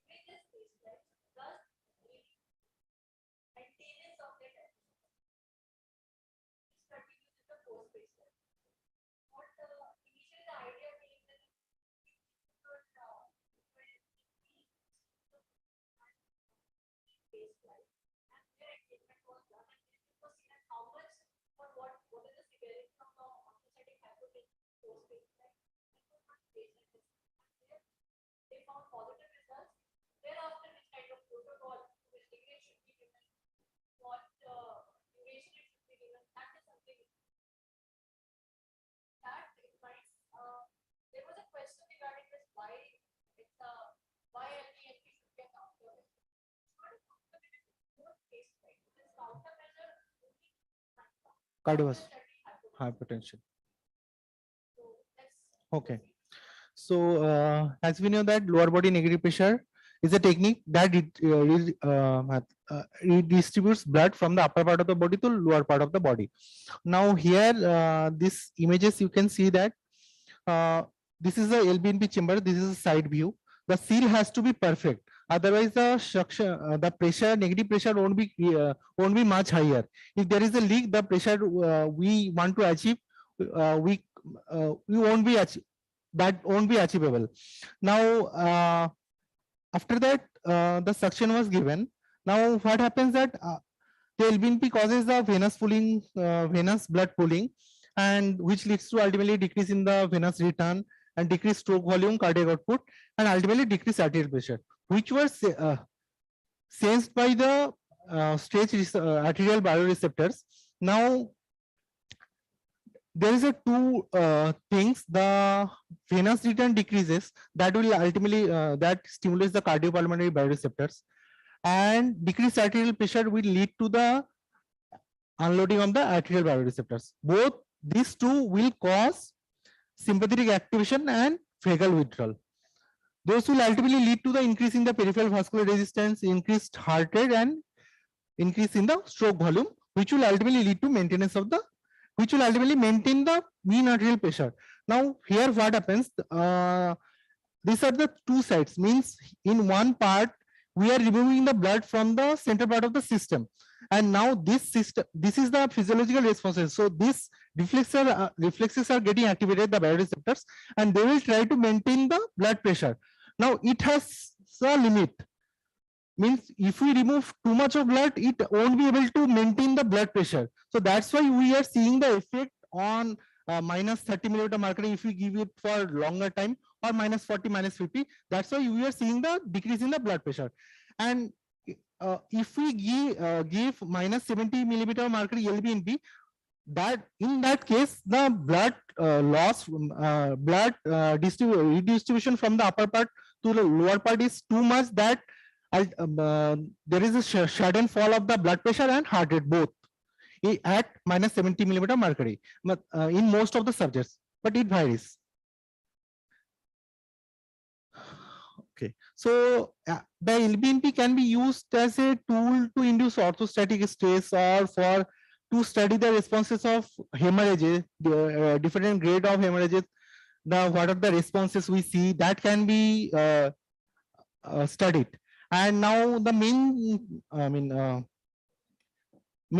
area of focus is the use to use it as cardiovascular deconditioning in space. Now in space, as ma'am has told, that there is no challenge, orthostatic challenge in space. So that's why the ultimately there the sensitivity of those reflexes decreases. So this can be used to challenge the subject or induce stress, so that those the deconditioning which happens, that can be minimized in space. And this can also be used to stimulate the sympathetic nervous system. As we know that by using LBNP, the sympathetic system is, gets activated, so that all other reflexes can be studied. Like I have done, my study was on vascular parameters. Now in that I use this LBNP to stimulate the sympathetic nervous system, activate the sympathetic nervous system. So what happens after activation of the sympathetic nervous system? I recorded the blood flow in the brachial artery. Now blood flow in the brachial artery normally has anterograde flow, means it flows from center to periphery. Now when there is an increase in the sympathetic activity, mainly in case of old age, there is a reversal of flow is seen, the retrograde flow, which is atherogenic. So I wanted to see the effect of that.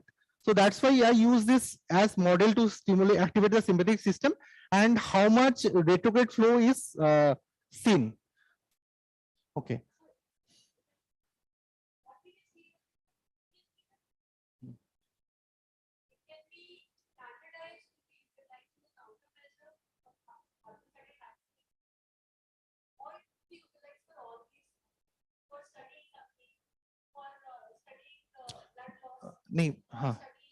That sympathetic activity.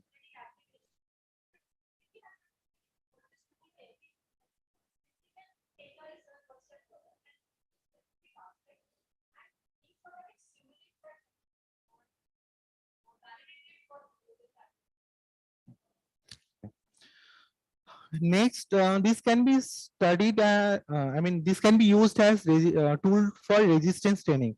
Means this like the athletes who are sprinters, who they run behind their back there is a parachute, so against the resistance, wind resistance, they are running. So this can be used like so there is a LBNP system which is in the vertical position, and they go inside the LBNP system, and there is a suction is created. So there is a lower pull of the subject, and he has to work against that. So by that, resistance training was done. So this can be used for that. And this can also be used for orthopedic rehabilitation. and this oscillatory NBNP is mainly can be used for that.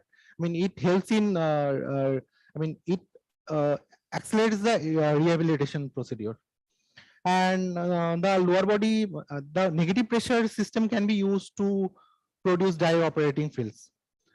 So now what happens? I mean, what are the time kinetics of the changes? What are the temporal changes that was seen in the microgravity simulation models and also in the countermeasures?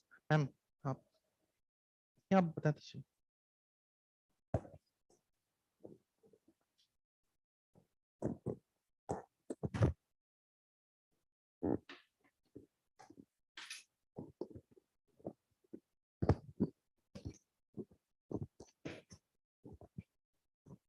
Yeah, so this is just a table which has been provided one of the reviews regarding the space file related changes. What they have done is they have given a timeline to the different changes that we different physiological changes that we see, whether during space flight or post space flight. So what you see is that fluid redistribution, and what is it? The 10% decrease in fluid volume that occurs in the first 24 hours itself. First few hours itself it starts, and within the first 24 hours itself you will see around 10% of the reduction in blood volume. And as a duration increases, what you see that it decreases and then it kind of equilibrates at a point. And post space flight, it takes around 1 to 2 days for it to return back to normal. Now, similarly, neurovestibular changes, muscle changes, bone tremulation, psychosocial effects, immune dysregulation, they work on different timelines. But what is important is that after landing, what takes the longest time for recovery to happen in what aspect? What has been seen that although fluid redistribution, it kind of recovers quite quickly, orthostatic hypotension takes a little bit more time, but it does recover. However, on the other hand, muscle changes and skeletal changes, they persist for very, very long time. Even vestibular disorientation, which is seen, that also takes a long time for a person to recover from. So these are one of the focus areas right now for which to countermeasures to develop for. So these are few of the countermeasures which have been proposed for these all these things. So body fluid or cardiovascular shift, apart from LBNP, exercise has also been proposed as a kind of challenge to the cardiovascular system. And what has been done is that they use not only LBNP, they use devices which has LBNP suction as well as something to do exercise on. So there is an LBNP device which will provide suction, as well as there will be treadmill inside which the running can be done. So both of them are combined together, and depending upon which kind of protocol they have, whether half an hour or 20 minutes or like that, they perform that exercise under that suction or that simulated gravity situation. Apart from that, space motion sickness, muscle atrophy, again, these are again exercise, different kind of exercise program. The one that Dr. Deepak showed you, his the loading gear, the body loading gear, that itself is kind of targeted towards the muscular atrophy and the skeletal unloading. Then bone demineralization, psychosocial effects, immune dysregulation. This is something that it is not just countermeasure, they're more preventive in the sense that quarantines and all those things have been proposed for it. Not active countermeasures nahi hai. Acha. Now, before we go into discussing about the LBNP protocols and what kind of effects that is seen at different levels, I want to mention here that LBNP given by two major categories can be given of LBNP.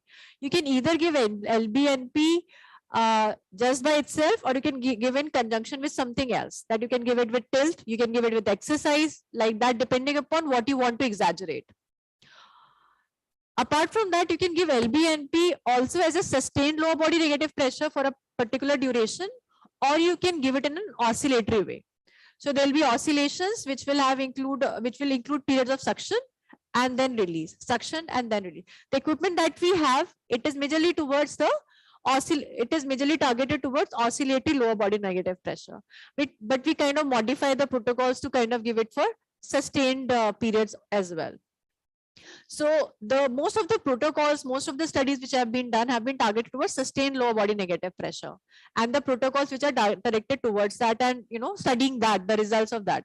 However, oscillatory lower body negative pressure is also there, and it is usually utilized in ways in situations where rehabilitation was the target, or wound healing in the lower limb was the target.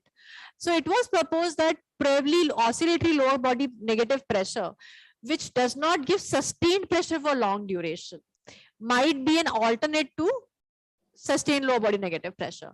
So our lab also started looking into that. We have one study which has looked into oscillatory lower body negative pressure and its effect on the neural reflexes as well as the hormonal profile of the subject. So we'll be showing those results as well. So this is, first we'll talk about sustained, then we'll show you the results with the oscillatory as well.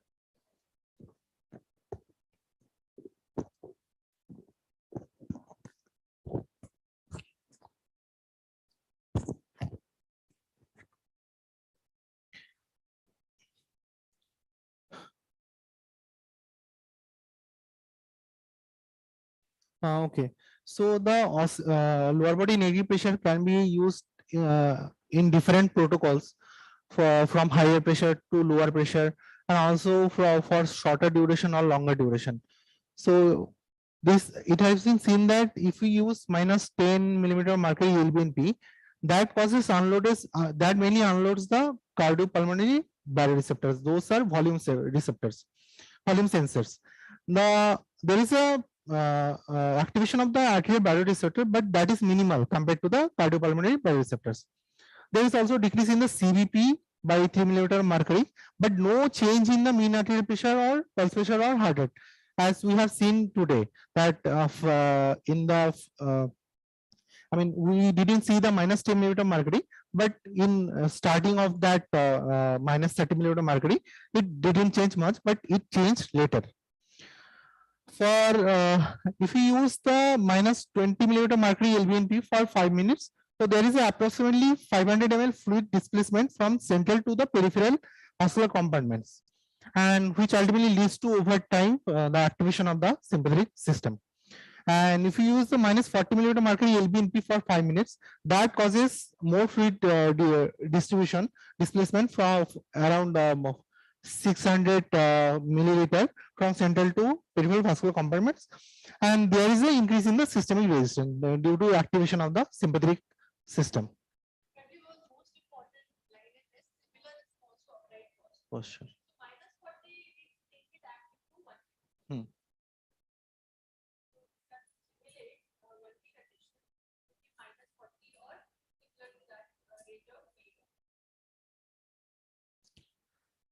So here now we can see that if we give the lower body negative pressure for shorter duration, then what are the system that gets activated and the response is seen. Now mainly the reflexes are acting, autonomic nervous system responses are they dominate during the short time period, but for longer duration, if we give the LBNP for suppose 20 minutes or 30 minutes, then the additional neurohumoral responses they gets activated, like renin, angiotensin, aldosterone system. And yeah,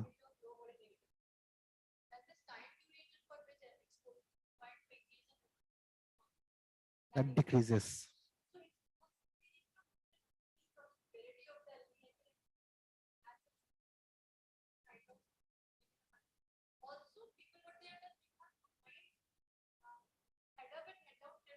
LBNP.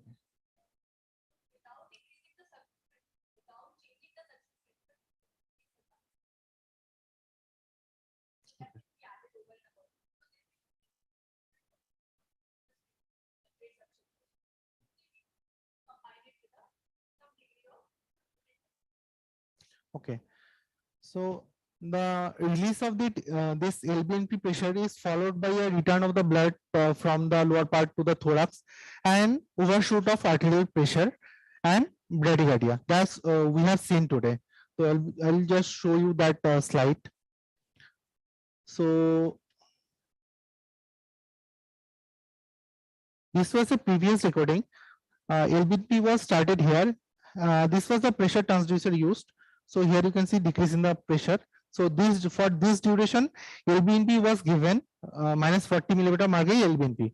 Now here you can see the first one is the systolic blood pressure. So here you can see from this range over time it decreased a little. But this is the second one is the diastolic pressure. Now did this increase a little or didn't decrease that much? It was similar. The response was similar. And for mean arterial pressure also the response was similar. Here from the beat to beat blood pressure recording, we have derived the cardiac output. In the lab chart, this settings has been added.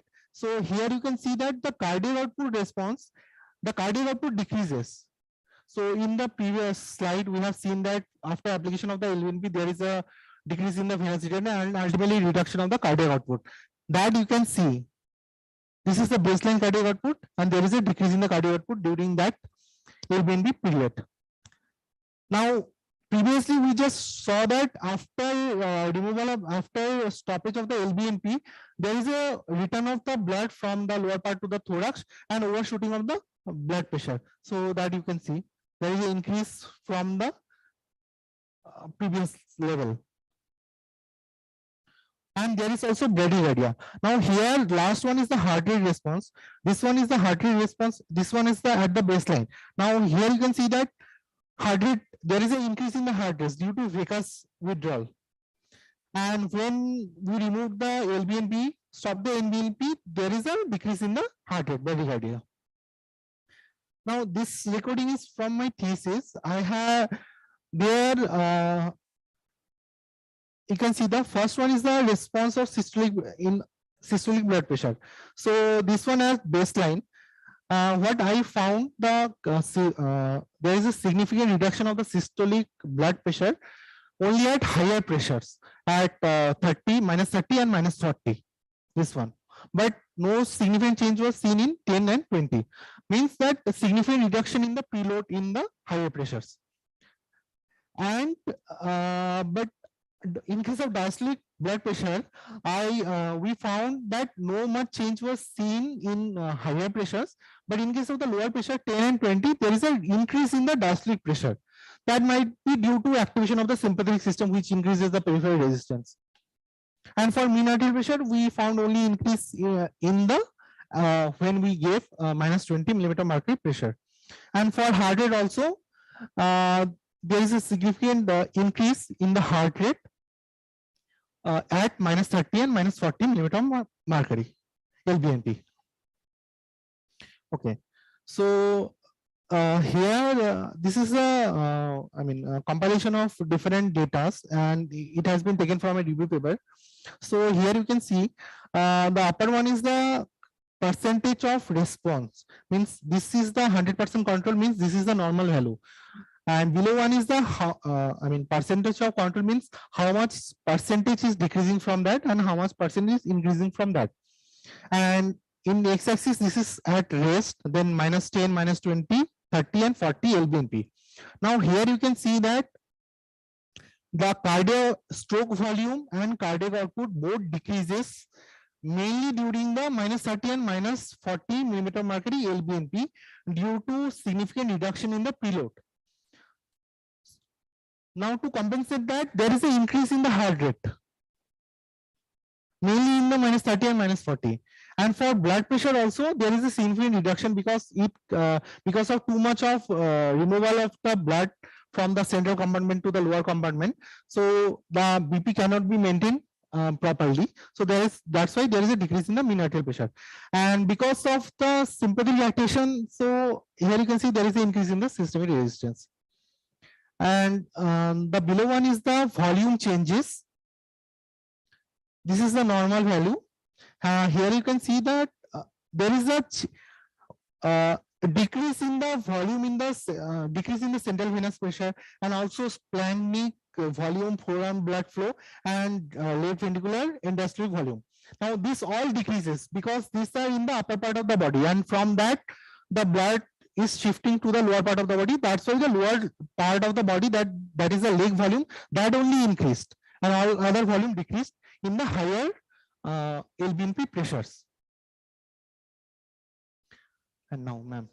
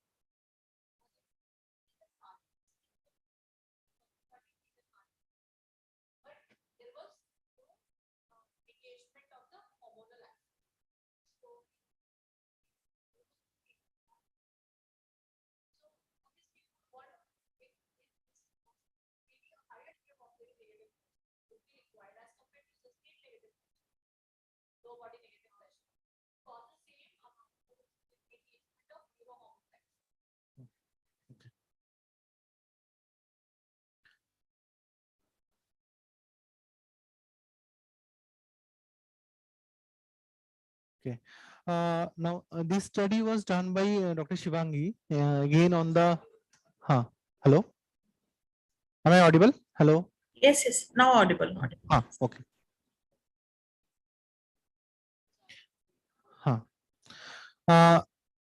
So what she has, yes.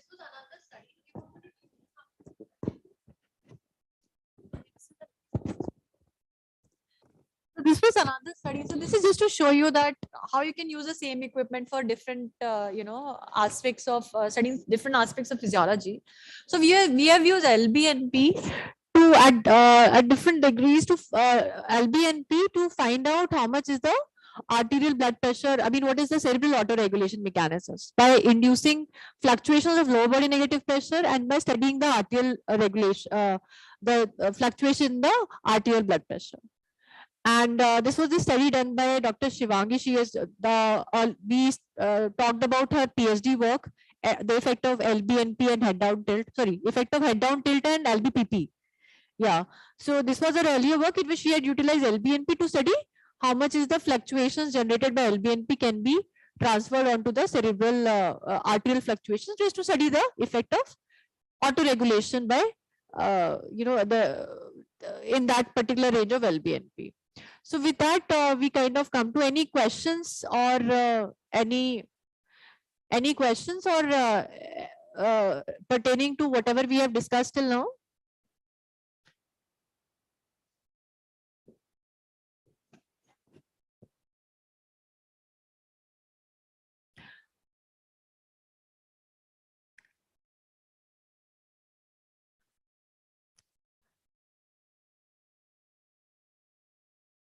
So I request any of the online participants have any queries, anything that any study they have thought of planning based on the discussion today.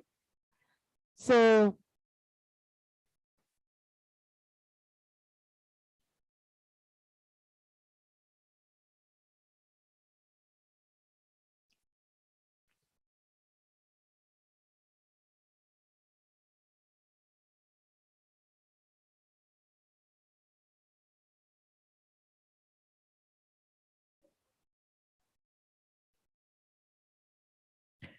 ma'am, I think the simplest is you take a table. You need not have a mechanized, motorized table. You take a table, you do head up tilt. That is you don't even need much investment for that. You can find out a head up tilt table kitna tha, around 1 lakh or so, 1.5 something. Not very costly. And you can get a tilt table. All you need to do is that jo tilt ki degrees hai, if they're already set, then you just make sure that whatever degrees you set it on, that is the correct degree. For that, you can put any kind of angular protector or something, and that will give us. So we already have that over there. In negative, see, suction pressure equipments are costly. Suction pressure equipments are costly, but the alternative is head up tilt. So if you look at all the studies which have looked at the effect of pooling of blood in the lower part of the body, they are categorized into three. You have a lower body negative pressure, you had head up tilt, and you have blood donation.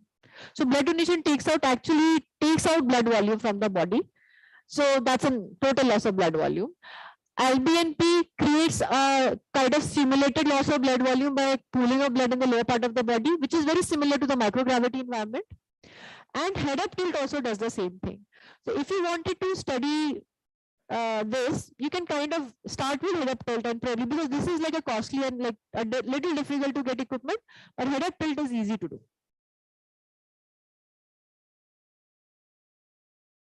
One more thing I would like to point here, that whenever you are looking at blood pressure changes, if heart rate changes are very easily doable because of ECG, and you can like get beat to beat changes. Blood pressure beat to beat changes, you do require specific equipments, because if you are doing it by auscultatory or by manually, you might not be able to pick up those beat to beat changes that occur on very small time scales. So do keep that in mind if you're planning a study with blood pressure changes. Do have an equipment which can record beat to beat.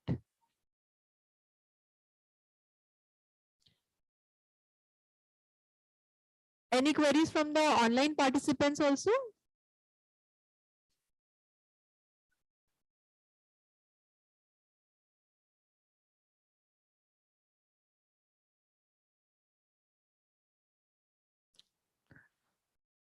From the offline participants, anything else that comes to mind?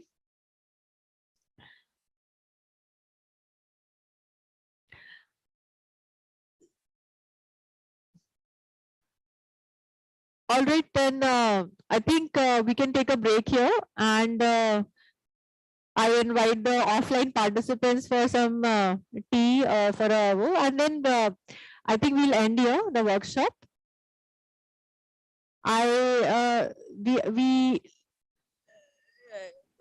We thank all the online as well as offline participants. Any queries, any questions are welcome. Dr. Kasha, the workshop ends here? Yeah, ma'am, we'll take a break now, and yeah, this will be the end of the workshop. Okay, thank you. But I felt like I was there in the lab only, because I regularly attend conferences, so I was like sitting with you only. It was such a wonderful experience. You all did very well. It was really nice. Thank you, ma'am. It was a pleasure for us. Really, we could feel, I was just sitting in the lab, that deja vu feeling I could get the labs. जब हम वहाँ conference में होते number देख के भागते हैं वो tips में, especially and all. Thank you so much. It was wonderful experience, and we have the recording in YouTube also. That's very nice. Right, ma'am. I got that. Yeah. Thank you so much. Thank you all. Thank you God so much, bless. ma'am. God bless. Thank you so much. Thank you.